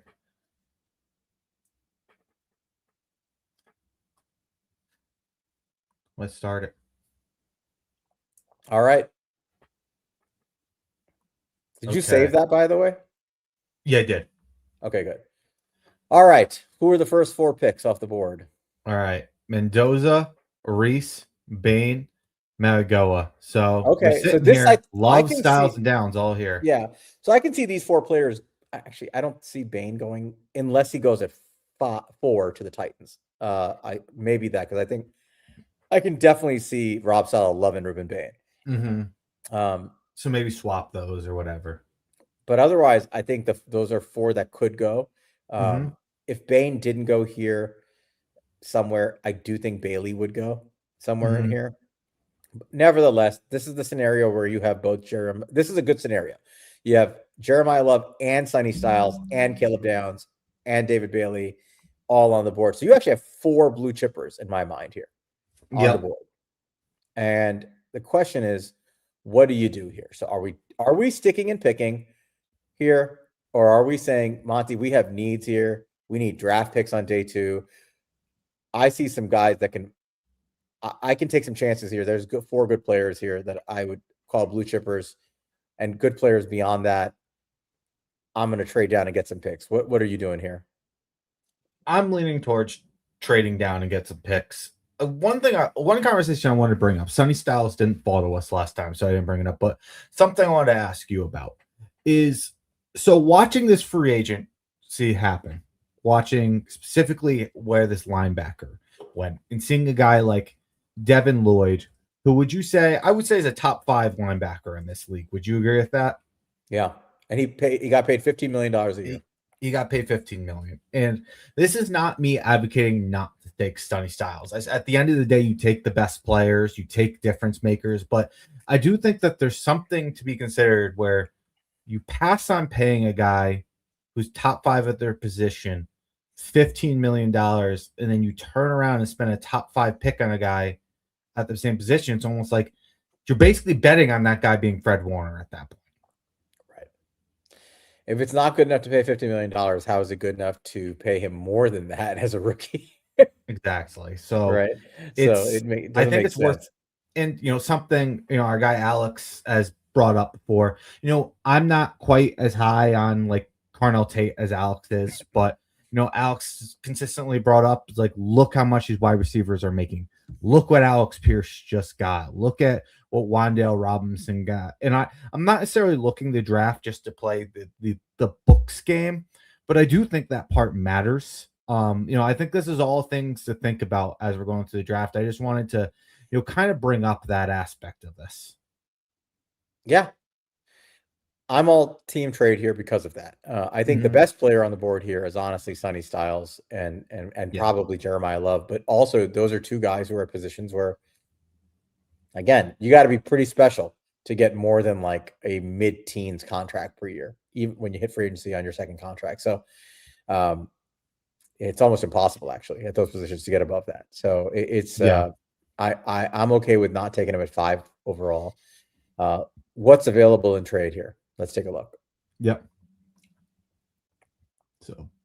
So Buccaneers and Vegas, we could always make our own offers, but we'd be going down pretty far with Buccaneers. I would. How far are they? 15. That's on the low end. All right. I mean, if we go from 5 to 15, you're talking about getting like multiple firsts. Yeah, that kind of a move. So this is the way I'm going to look at it right now. What teams would want to come up for Styles or Jeremiah Love? That's kind of how I look at it right now. Yeah. The Chiefs come to mind right away. They have 2 firsts now. Well, they probably come for edge, which also is fine. So they paid Kenneth Walker, but they trade. Well, maybe they wouldn't. I mean, because they paid Kenneth Walker and they traded. They lost their entire secondary here. Would they come up? They lost 3 corners and their safety, right? They lost all 3 corners and their starting safety. Didn't they lose Cook? Yeah.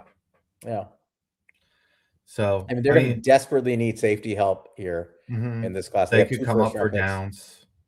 I can see the Rams. Are they going to trade up when they have 2 firsts? Are they going to really trade up to get one, or are they just going to let it come to them at this point? I would say they probably let it come to them. If they're thinking secondary, they're going to let it come to them.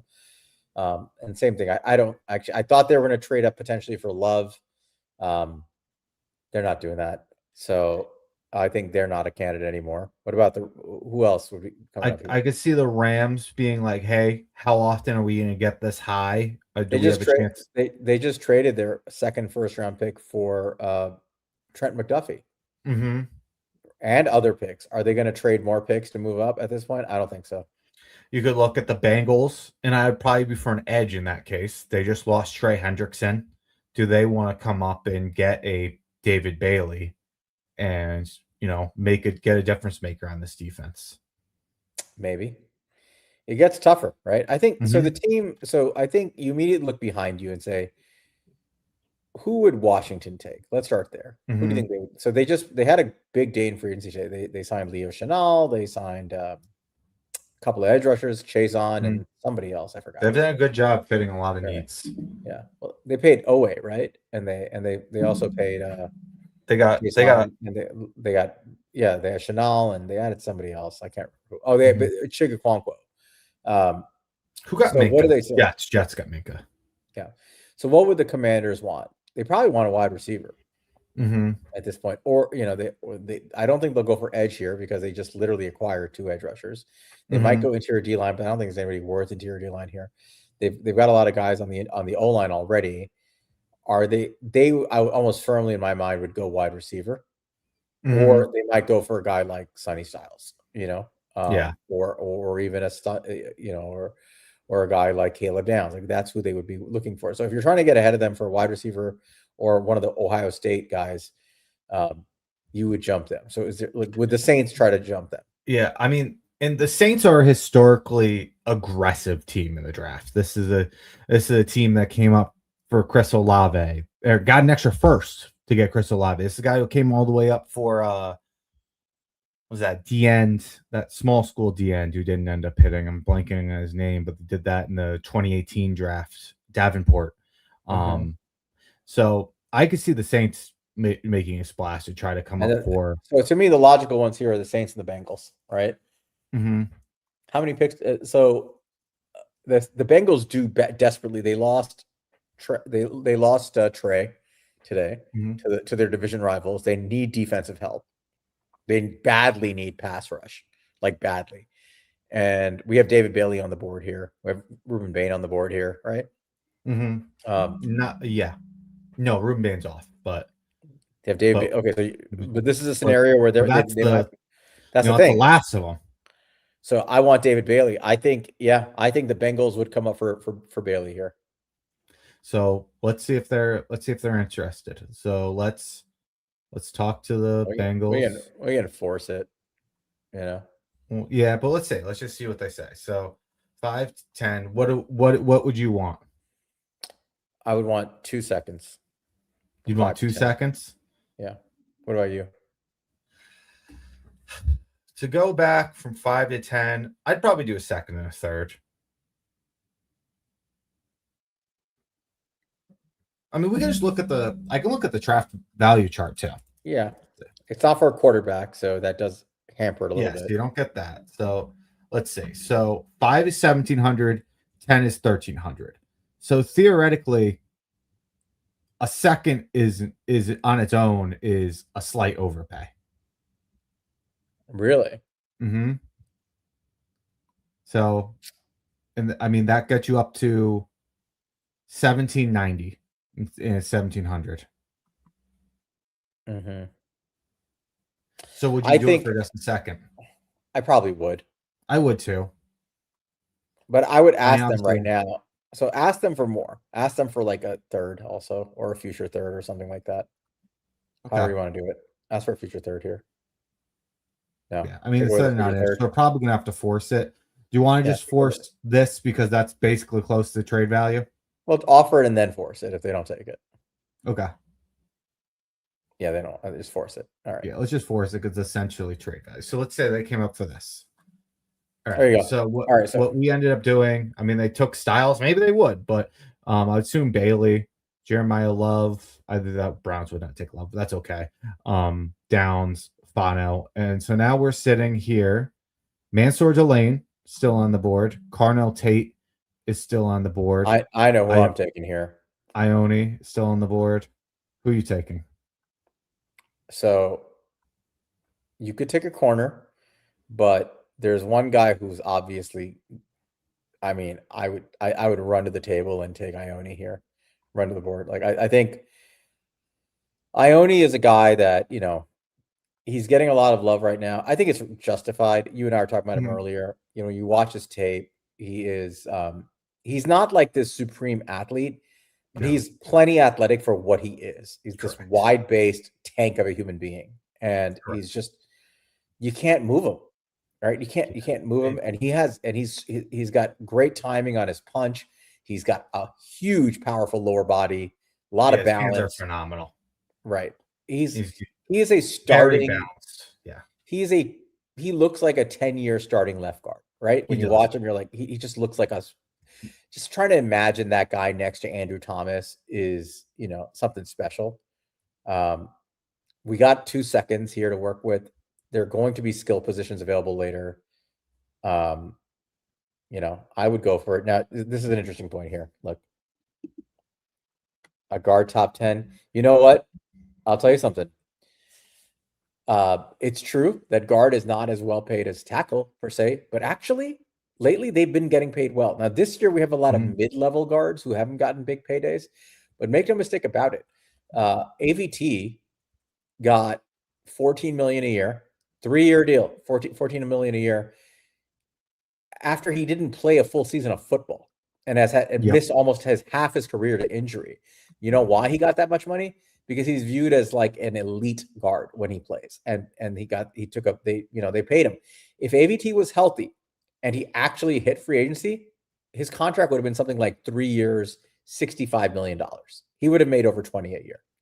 I mean, Tyler Smith and Trey Smith both made over 23 million last year. Will Fries, right? Thank God we got out in that one. He got 17 million last year. In general, you shouldn't take a guard this high. You're right, because most guards are not built like that.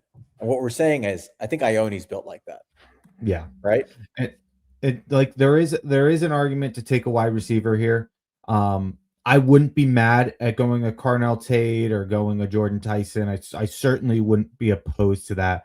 But I'm with you. I would build the trenches here and go Ione. Let's go for it. Let's build that run game, baby. Yeah, and I'm with you.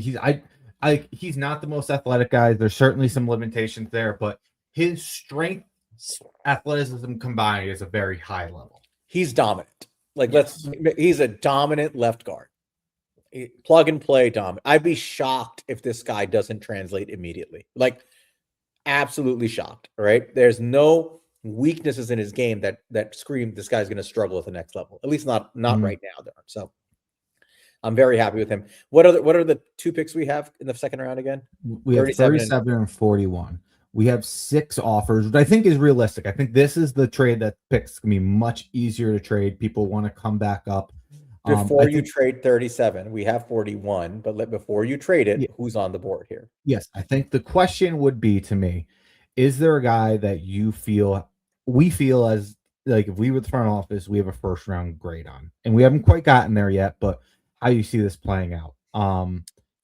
Jacob Rodriguez is the guy that pops out, especially with how great his tape is matched with how well he tested in his athletic drills. That's certainly a guy who I'd consider just Rodriguez, Johnson again, Lee Hunter, the same guys, you know, and then Rutledge. But we just took the guard, so I'm probably not going to do that. Yeah, there's good players. Stowers, here. We already got likely Jennings Dunker. To me, the only guy I would consider just putting the card in for Jacob Rodriguez. But we got to pick 4. We're picking in 4 picks. All right. I think I'm just trading down. I'm okay missing out on Rodriguez if I have to. Let's see what the offer is. So we got 40. We could go back to back. We go 52. Get a little bit more juice. 55. Get a little more. So we could just jump down a little bit.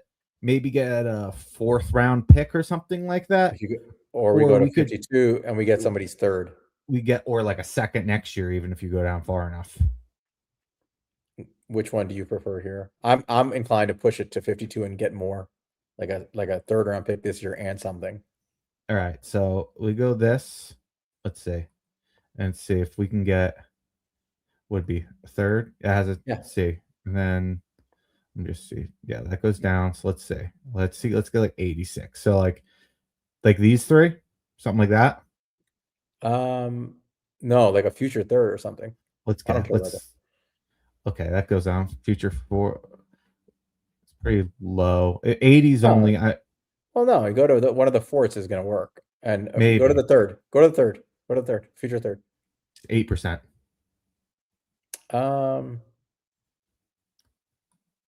Might be able to fit a fourth across. Yeah. So what are we getting here? 52, 84. In the future 4. I like that trade. How about you? All right, we'll see. If they take it. They took it. All right. So, all right, we're sitting here. Jacob Rodriguez is still here. To me, that's who I take, but we can keep looking. We would also look at wide receiver because that's an important one. Jeremy Bernard's here. Skylar Bell's here. Elijah Surratt's here. There's a few guys I like. Bryce Lynch tested like a freak. He's going to have to be start considered taking up here if people want him. Let's see. We've only done guard, so let's look at corner. D'Angelo Pons, Chris Johnson, Keith Abney. There's some guys here, and then D-line, Christian Miller, Dominique Gordon, Daryl Jackson, Dante Corleone. What are you thinking here? I'm taking Jacob Rodriguez here. Me too. He's just phenomenal tape. And just I think he lived up to like all of it with his testing. Yeah, I'm gonna go Jacob Rodriguez. Yep. And we're left at 52 here. We just lost out on Chris Johnson, Keith Abney. That's tough. D'Angelo Pons, Jeremy Bernard. There's definitely took some misses after that. So like, let's see. Cornerback, you got Keontae Scott. He's a good player. Good nickel, a little older, but good. Trey Stukes is a really good player. I like him a lot. Malik Muhammad's going to be there somewhere. He'll be there. Dominique Orange is still here. Daryl Jackson is still here. I like both those guys. I mean, the big citrus is exactly what we need. Have you watched his tape? Yeah, he's good, man. And he killed the Senior Bowl. Yeah. So what have we done? Linebacker, like interior line and linebacker. I do think we want to address wide receiver, but we have an extra third round pick now, which I think if you look at the wide receiver group again. Yeah, we need to look at the wide receiver group. Yep. Skylar Bell, Chris Braswell, Elijah Surratt, Zachary Branch. I think somebody like we will be there at that next pick. Yeah. There's a lot of guys. So I'm okay with skipping on wide receiver here. D-line corner, D-line safety. That's where I'm thinking, So I know we've heard some stuff. Ask has talked a little about Igboson because I know we've heard some negative things. I know Alex has mentioned him. He's a great athlete. He's very grabby, gets a lot of penalties, and you wonder about sometimes these guys who are grabby at the collegiate level where they let you get away with it more. They really can struggle at the NFL level, and that's just something to keep. I'm not saying I wouldn't draft him, but it's something to keep in mind. And I don't know how much that matters to the guys taking him on the Giants. Wasn't there some attitude issues with him too? I don't recall that part. No, I just maybe know I could be wrong. He has a tendency to reach and grab a little bit, but I'm with you. You want to go big citrus? Well, either big citrus here or go or corner, I think yep. Keontae Scott would be the guy that'd be interesting here. I mean, he's very much a Harbaugh style guy, right? Yeah. Mm-hmm. Keontae Scott's an enforcer. He's a guy who he's their nickel. Now, the question is, how do they view? This is where it does kind of matter. Like, what do they? He's a lot like Drew Phillips. Yeah. Is a physical guy. He's better, but is he really much better? He's also older. Yeah. So I think he's actually older than Drew Phillips, if I'm not mistaken. Yeah. I'm taking an outside corner if I'm taking one here. That's what we're gonna need after this year, without doubt. So who are the outside corners here, and do we want to wait on that? Yeah, Igboson, Yeah. Stoops Chandler is a Rivers. slot guy. Chandler Rivers is a solid guy. He's a good player.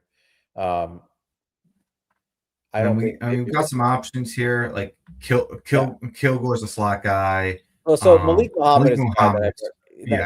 that's a guy who I think the next pick or the next two picks you would probably take. I think Malik Muhammad is a perfect fit for what Denard Wilson likes to run. He's a guy who's really good and he's a physical guy who can play press, but he's also better in a zone match type scheme behind him. He's actually kind of perfect. I remember watching Andrew Makuba last year, and Malik Muhammad just constantly flashed, right? Yeah. And I think that's a guy I've been thinking about for more than a year as targeting, and now he feels like he'd be somebody we would take. And then there's guys like Price Hawk who have a lot of upside and stuff. So I'm okay waiting. Yeah. So I think we're down to D-line. Right? Yeah. I mean, I'd love to take Stowers here, but we already invested in the tight end pretty heavily. So the exact prototype. So let's go ahead and take Dominic Orange. Take Big Citrus. Yeah, Big Citrus is a menace, in the run game, and he's just a space eater. It's actually kind of a perfect fit next to Dexter Lawrence. I do think he transforms the physicality and the size of the line here, and I think he's the kind of guy that unlocks what Dexter Lawrence can do. Now you've got the last two picks. What have we done? We've basically addressed the run game, the run defense. We've brought in a run stuffing D tackle and a linebacker in Jacob Rodriguez, who looks like he's going to be somebody who he'd probably beat out Micah McFadden for that second job. And he does have the kind of range you're looking for to help a guy like Tremaine Edmunds. So I actually like that pick a lot. I think those are two good starters right there. I do too. So now we're looking at it, and I'd say we've traded enough. As much as I'd love to keep going trades, I think we did. We have 6 picks left. We have a third, a fourth, a fifth, and 3 thirds, right?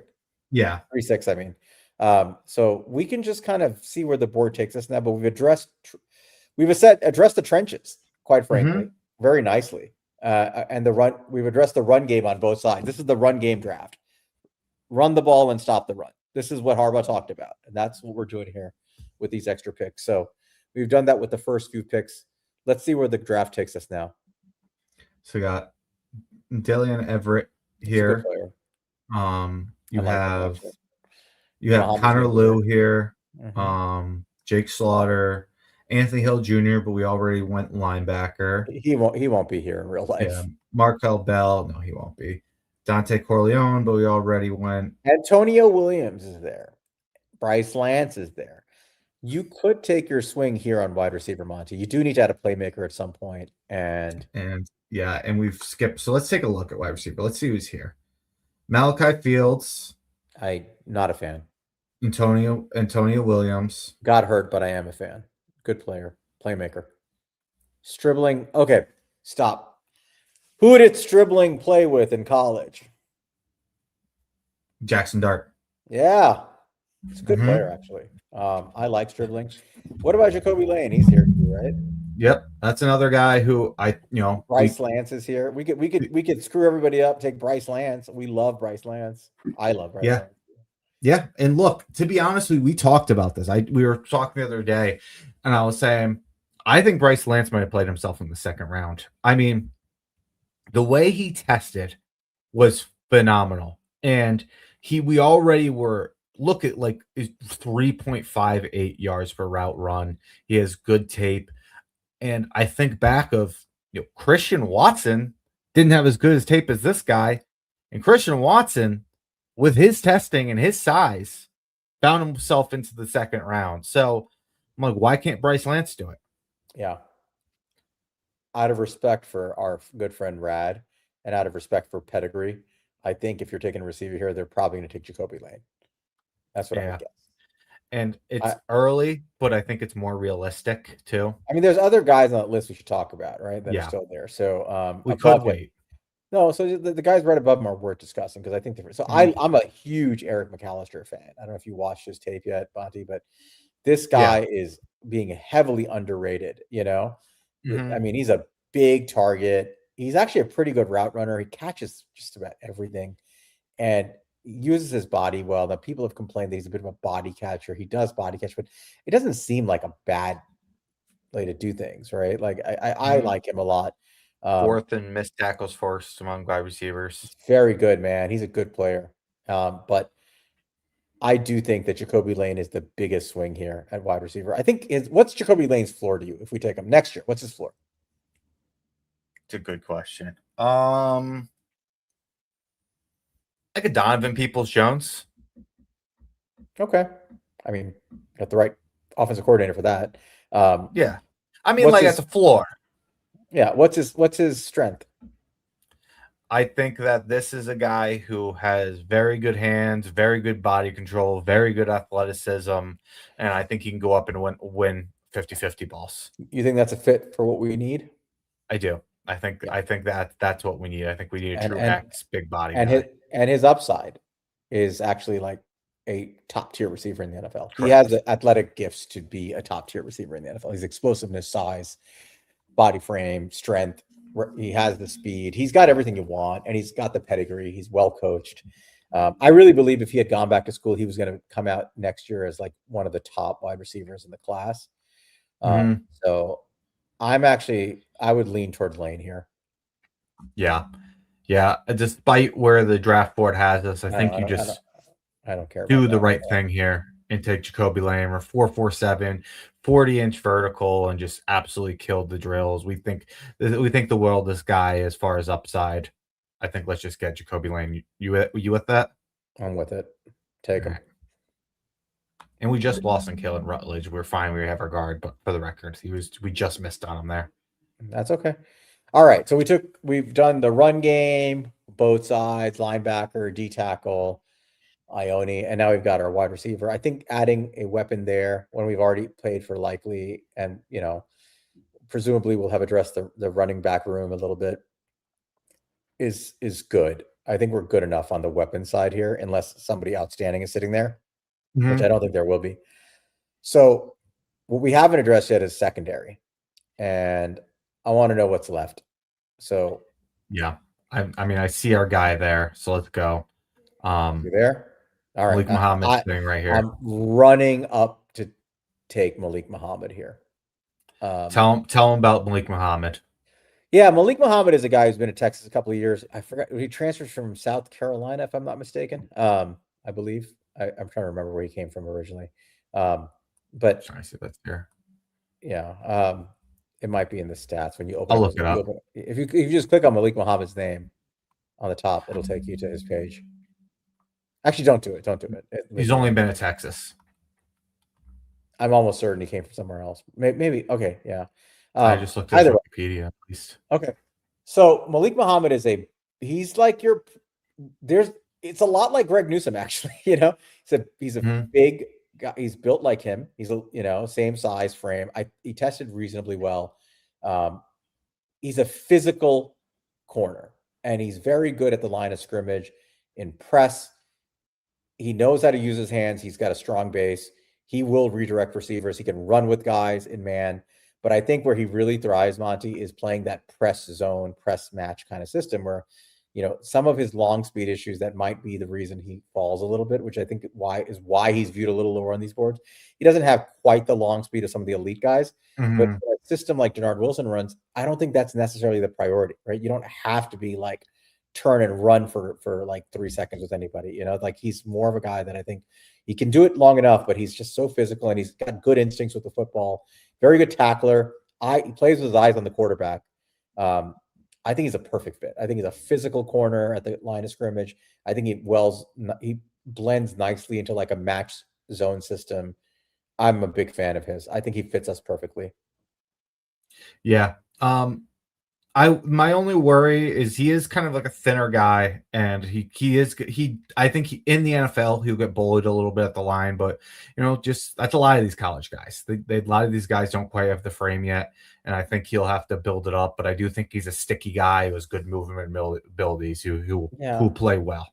I don't think he's Cor'Dale Flott. I think he's actually quite a bit strong. He plays a lot stronger than Flott ever did. But he definitely he's definitely gonna have some issues, I think, at least at first. Yeah, but it's also like a mentality thing when you watch him play. It's the way he plays football that I think it's a perfect fit for what we are and what we want to be. Prysock's worth discussing. Yeah. He's a big kid. what is he, like 6'3", 6'2"? 6'4". 6'4", yeah. Good coverage guy. He's a length guy. You're going to see comparisons to guys like Juju Brents on him, so I'm not as enamored. I know some people love him. I prefer guys more like Muhammad who are more fluid, and can do more athletically. But he's stiff. I agree, Alex. He's very stiff. That's what reminds me of Juju Brents, is like a stiff athlete playing. They just like him for his length. But I prefer guys who are around 6 feet tall who can actually move with fluidity. So I'm not a big fan of his. I would prefer Muhammad here if we're going to go with the corner. Yeah, I agree with you. I do think he's somebody who could do well in the press. I think if when he can stay in front of guys and use his length with these guys, I think it's something he excels at. But it's a guy who tested really well.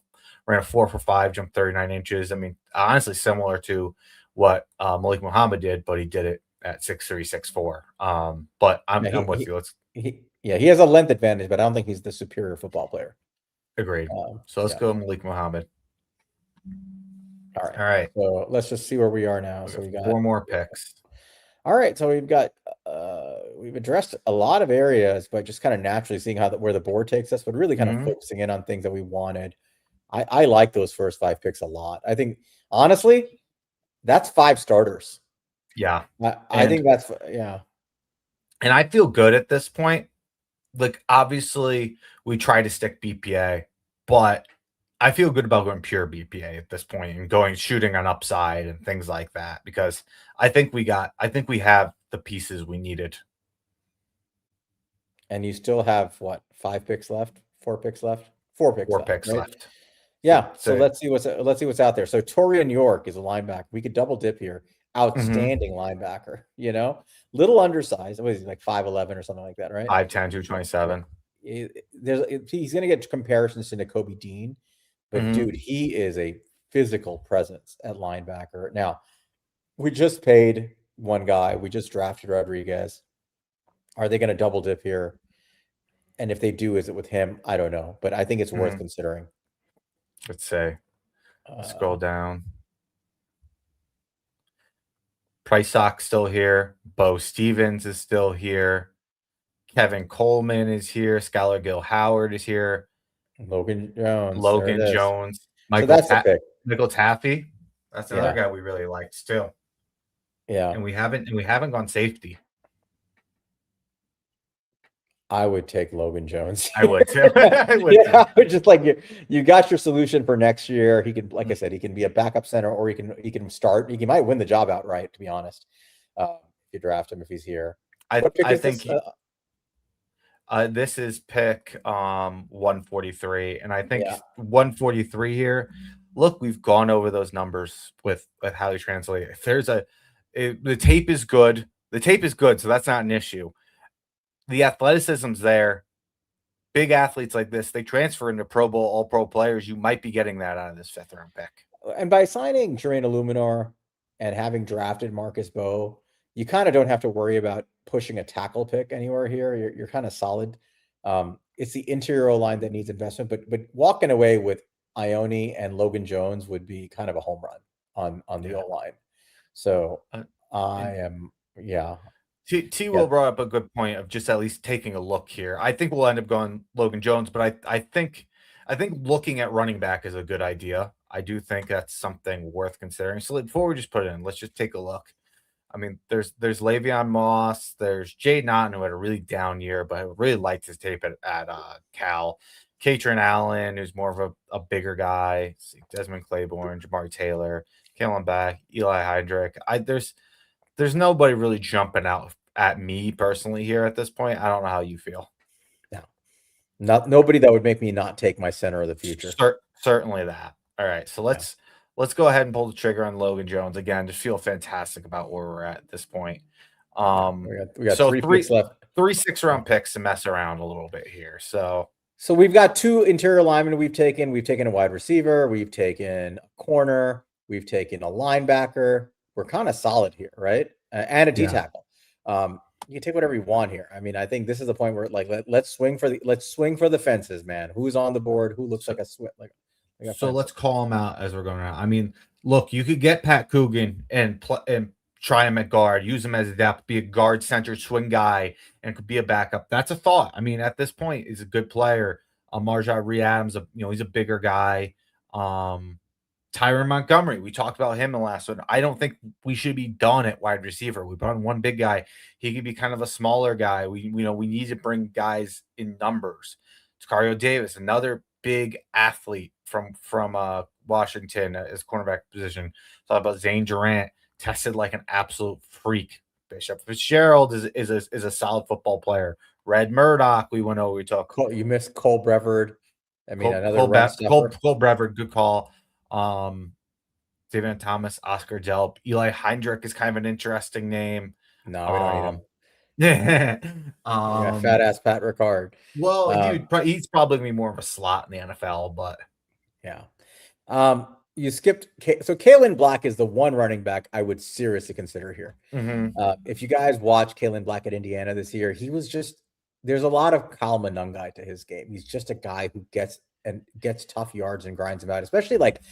I don't know what his exact success rate was, but man, when they needed a first down and they gave him the ball, he just consistently got it. And when that offense was struggling, when Miami had them on lock and Fernando Mendoza couldn't do a damn thing against that Miami defense, it was Kalen Black who was breaking through and softening up that Miami defense. This is the one running back on day 3 that I would seriously consider taking a swing on, because even though he's not really a home run hitter, he's just such a good running back. I would be more than happy to add him to the room because I think he adds something. Now, I'm not saying you have to take him, but he's somebody I would seriously consider. Yeah, and another one that D-Kit brought up here, he said, because he won't be here, is VJ Payne from Kansas State, bigger guy, if I remember correctly, 6'3", 208. He tested really well, and I watched a little bit of it. This guy, when he went up against Michael Trigg, like shut him down. Very good, like 50-50 ball guy.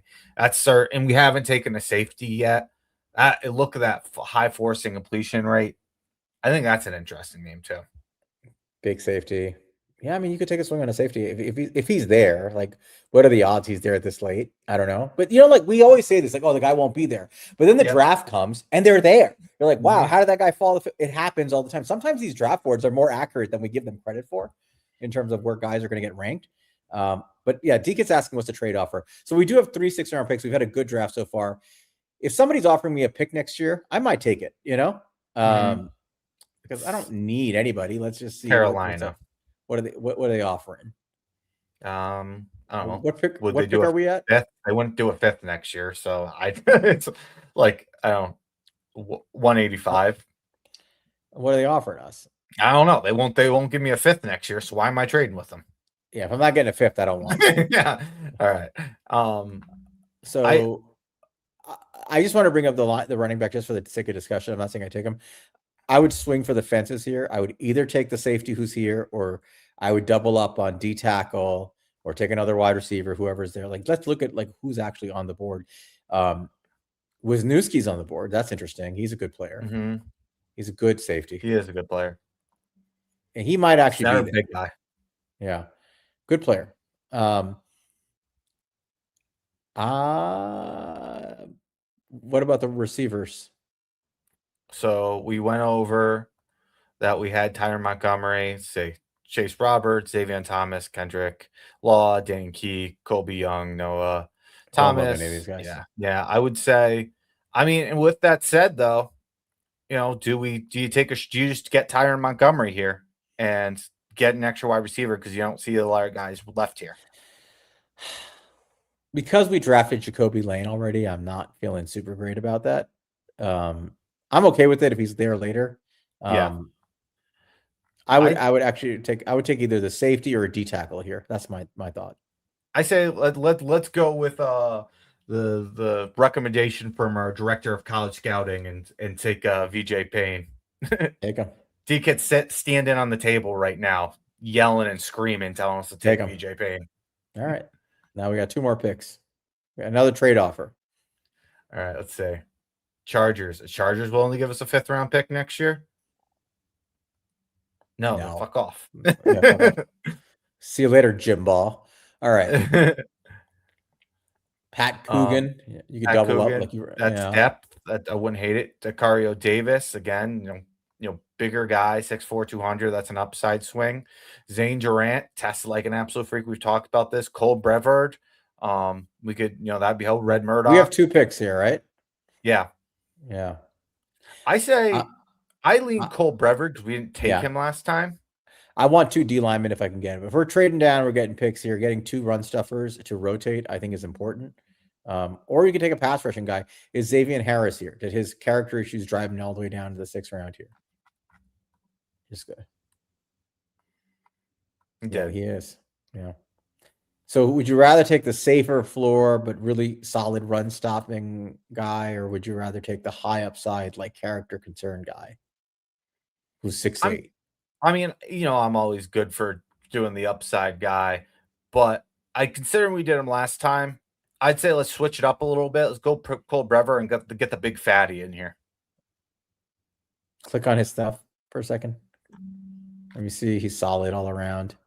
Good player, man. He's a big guy. I like him a lot. 346. Yeah, he's a big dude. He's a space eating, guy. He's a rotational dude. He's not going to do anything too special, but he's very solid. Yeah, I would take Brevard here. All right, let's get him. All right. And we got 1 pick left. Yep. Coogan's still here. Dacario Davis here. James Durant. All of them. Next pick. Red Murdoch. Oscar Delp. Yeah. What do you want? You pick this last one. Well, we took Jacob Rodriguez already, but I'm tempted by Murdoch again. We've taken 2 linemen. I kind of want an offensive playmaker here if I can get one. I don't think there is one. Oscar Delp is the best offensive playmaker here. Yeah. It's not a guy who in love with, but just a playmaker. Squirrel White is an interesting guy. He had terrible numbers here this year, but he's a guy who's very, very fun. But at 6th round, you're just a guy who can make people miss and things like that. But look at Wetchin. He's on the board, right? Where is he? There he is. Pass? Yeah. So he's so this guy's one of the best returners in the history of college football. Remember? Is he? Yeah, he's a special teams ace. He has a ton of returns, and so this is you want a special teamer who's going to be like he's going to flip the field for you and have value that way as a returner, and he'll make your team as like a backup receiver. This is the one, you have all these. I actually wouldn't mind this guy because he's ridiculous in the run game, in the receiving game. So Wetchin he's such a skilled returner when you watch him. Like he's one of these guys who like has it down to like a science. Yeah. Field position matters. I know John Harbaugh would actually appreciate that. He could be a backup slot for you, And yeah, these great returners, they just understand the spacing game, and sometimes you just get these guys in space and they can make plays. I think you can make an argument that Wetchin is the highest impact player here because he's probably going to win a starting job as your returner right away. So let's do it. Let's take Wetchin here with a chance of maybe he can be something more and do something. Yeah, he could be a Gunnar Olszewski type, or you could play him if you need to, But all right, let's see what our draft looked like. So this was the with trade drafts. We traded out of the first pick, went down to 10 with the Bengals, and got their 2nd round pick. And this is what we look like. So we went from 5 to 10. Natural. I don't care. We traded pick 5 for pick 10 and pick 41 from the Bengals. And we took Vega Ione at pick 10. And I think there's a chance he was going to get there. We had pick 37 and 41. We traded 37 down to 52 with a specific idea that we have 41. We're going to get a player we like at 41. Let's trade 37, drop down 15 picks, get another 3rd round pick.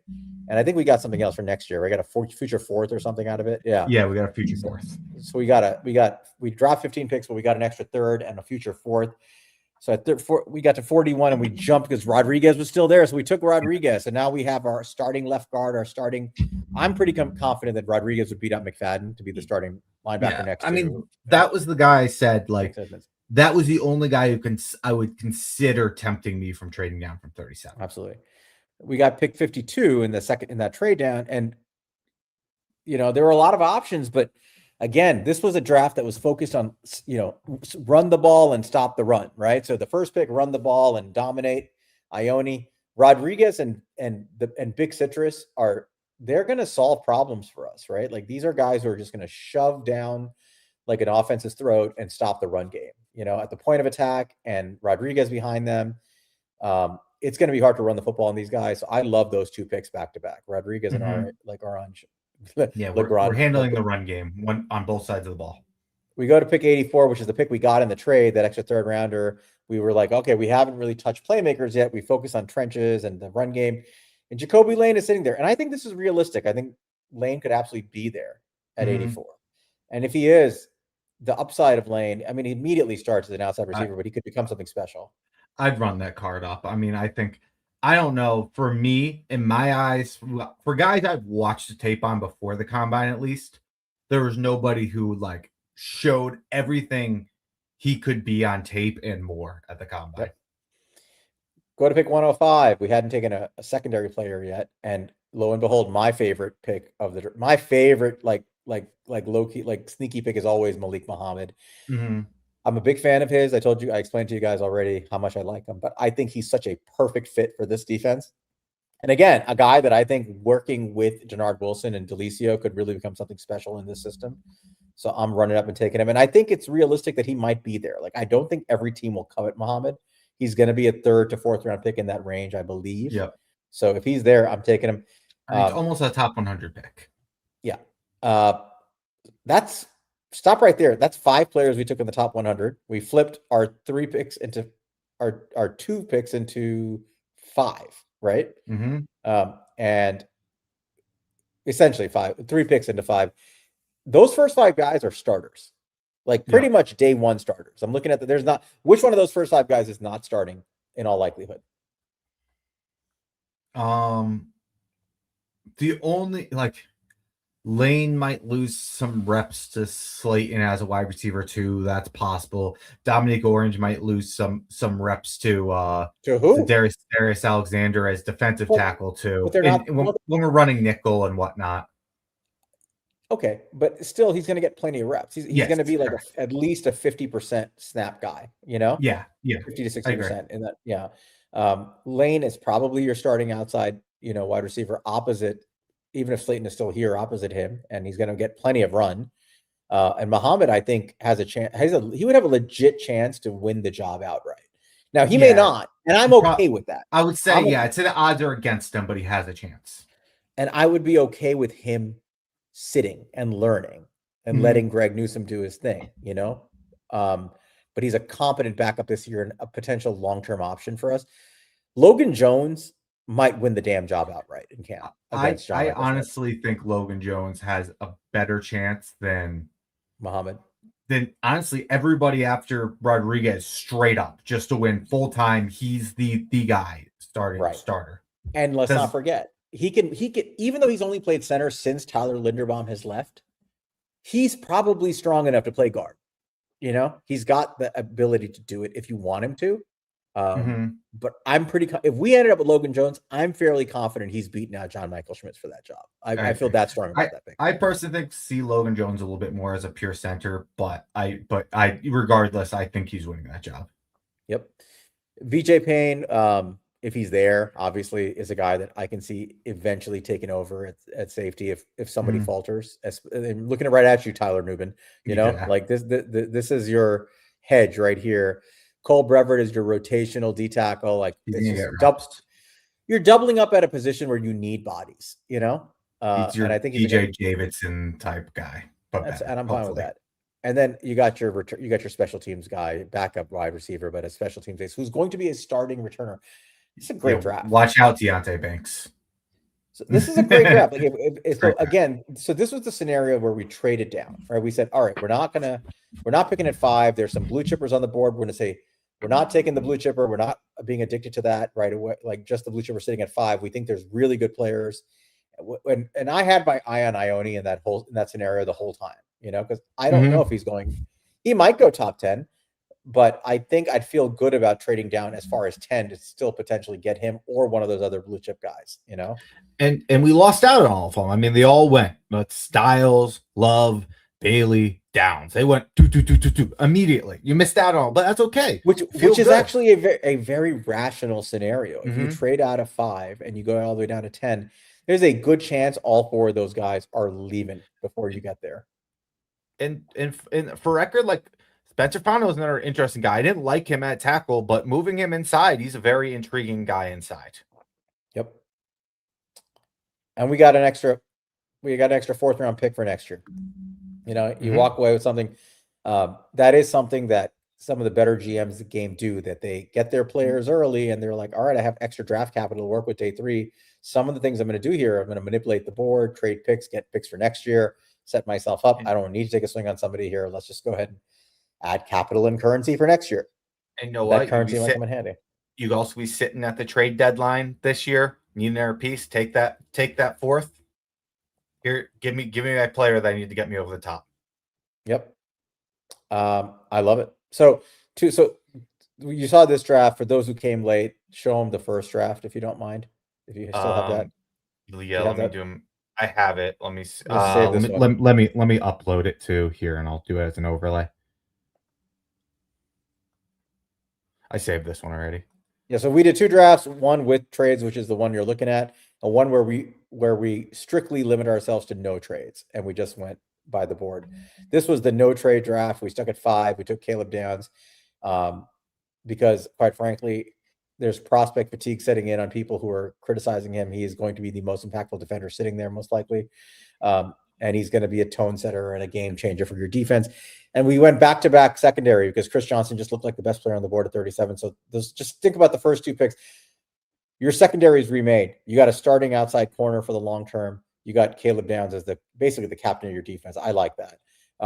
Next 2 picks, we had an opportunity to take Logan Jones at 105.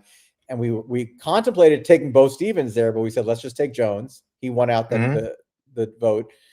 And Bo Stevens was still there later. And we said, you know what? Let's get the 2 Iowa boys next to each other. There's your run game. That's my favorite part about that draft. Yeah.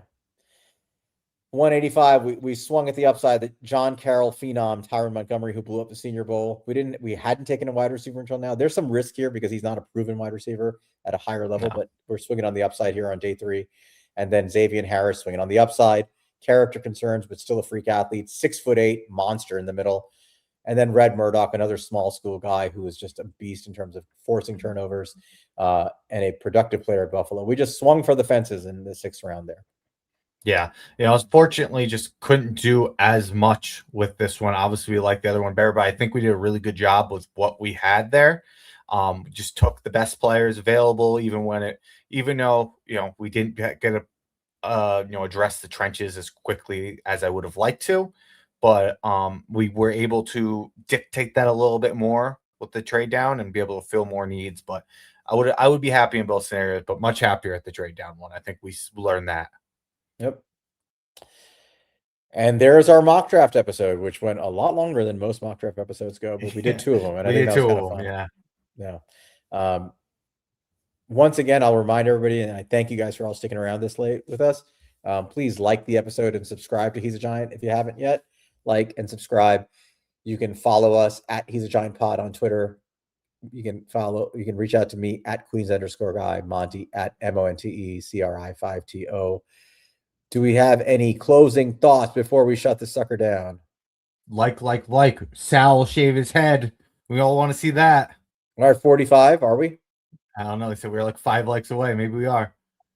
You got to like it during the pod. Yeah, so again. Or Sal's not shaving his head. If you guys get to meet at 50, I'll definitely shave my head clean bald. Promise you. If we sign, but I did promise today that if we can sign Kevin Zeitler, I will bring my Pitbull Skull Shaver Pro onto the show and show you how I shave my head. At least riveting stuff. Yeah, people want to see me shave my head on my skull. It's gonna hurt if I do the dry shave. I could do it; it's built for that. But I actually prefer to take proper care of my scalp care, and I put a little bit of shaving oil on it first, and then I use a nice one of those. I mean, I sent you my shaving cream by accident, right? So I sent you that thing, and It's nice. I'm not shaving my eyebrows, dude. That's the reason to do that. Anyway, we're at 48. It's getting people want to see it. It's amazing. Like-a-thon. We're not closing It's out like to our 50. All right. Before we shut down, I just want a little bit of happy thoughts. I know everybody's upset about how things are going so far, free agency, and we got to see how it shakes out. Obviously, we all want to see more, but there's still time left in free agency before the draft. Free agency doesn't just end. It's not like it's over. It continues on through the season.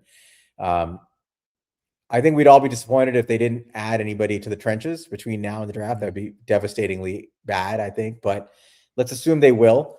The Giants may be playing they're maybe playing a game of chicken with a lot of these guys, like you mentioned, Monte, and saying, all right, well, you're not getting contracts. So we're going to wait you out. We're going to wait you out. And then somebody's going to sign for a 1-year deal for like $5 million or $4 million or something. And hopefully they sign somebody of value that's impact.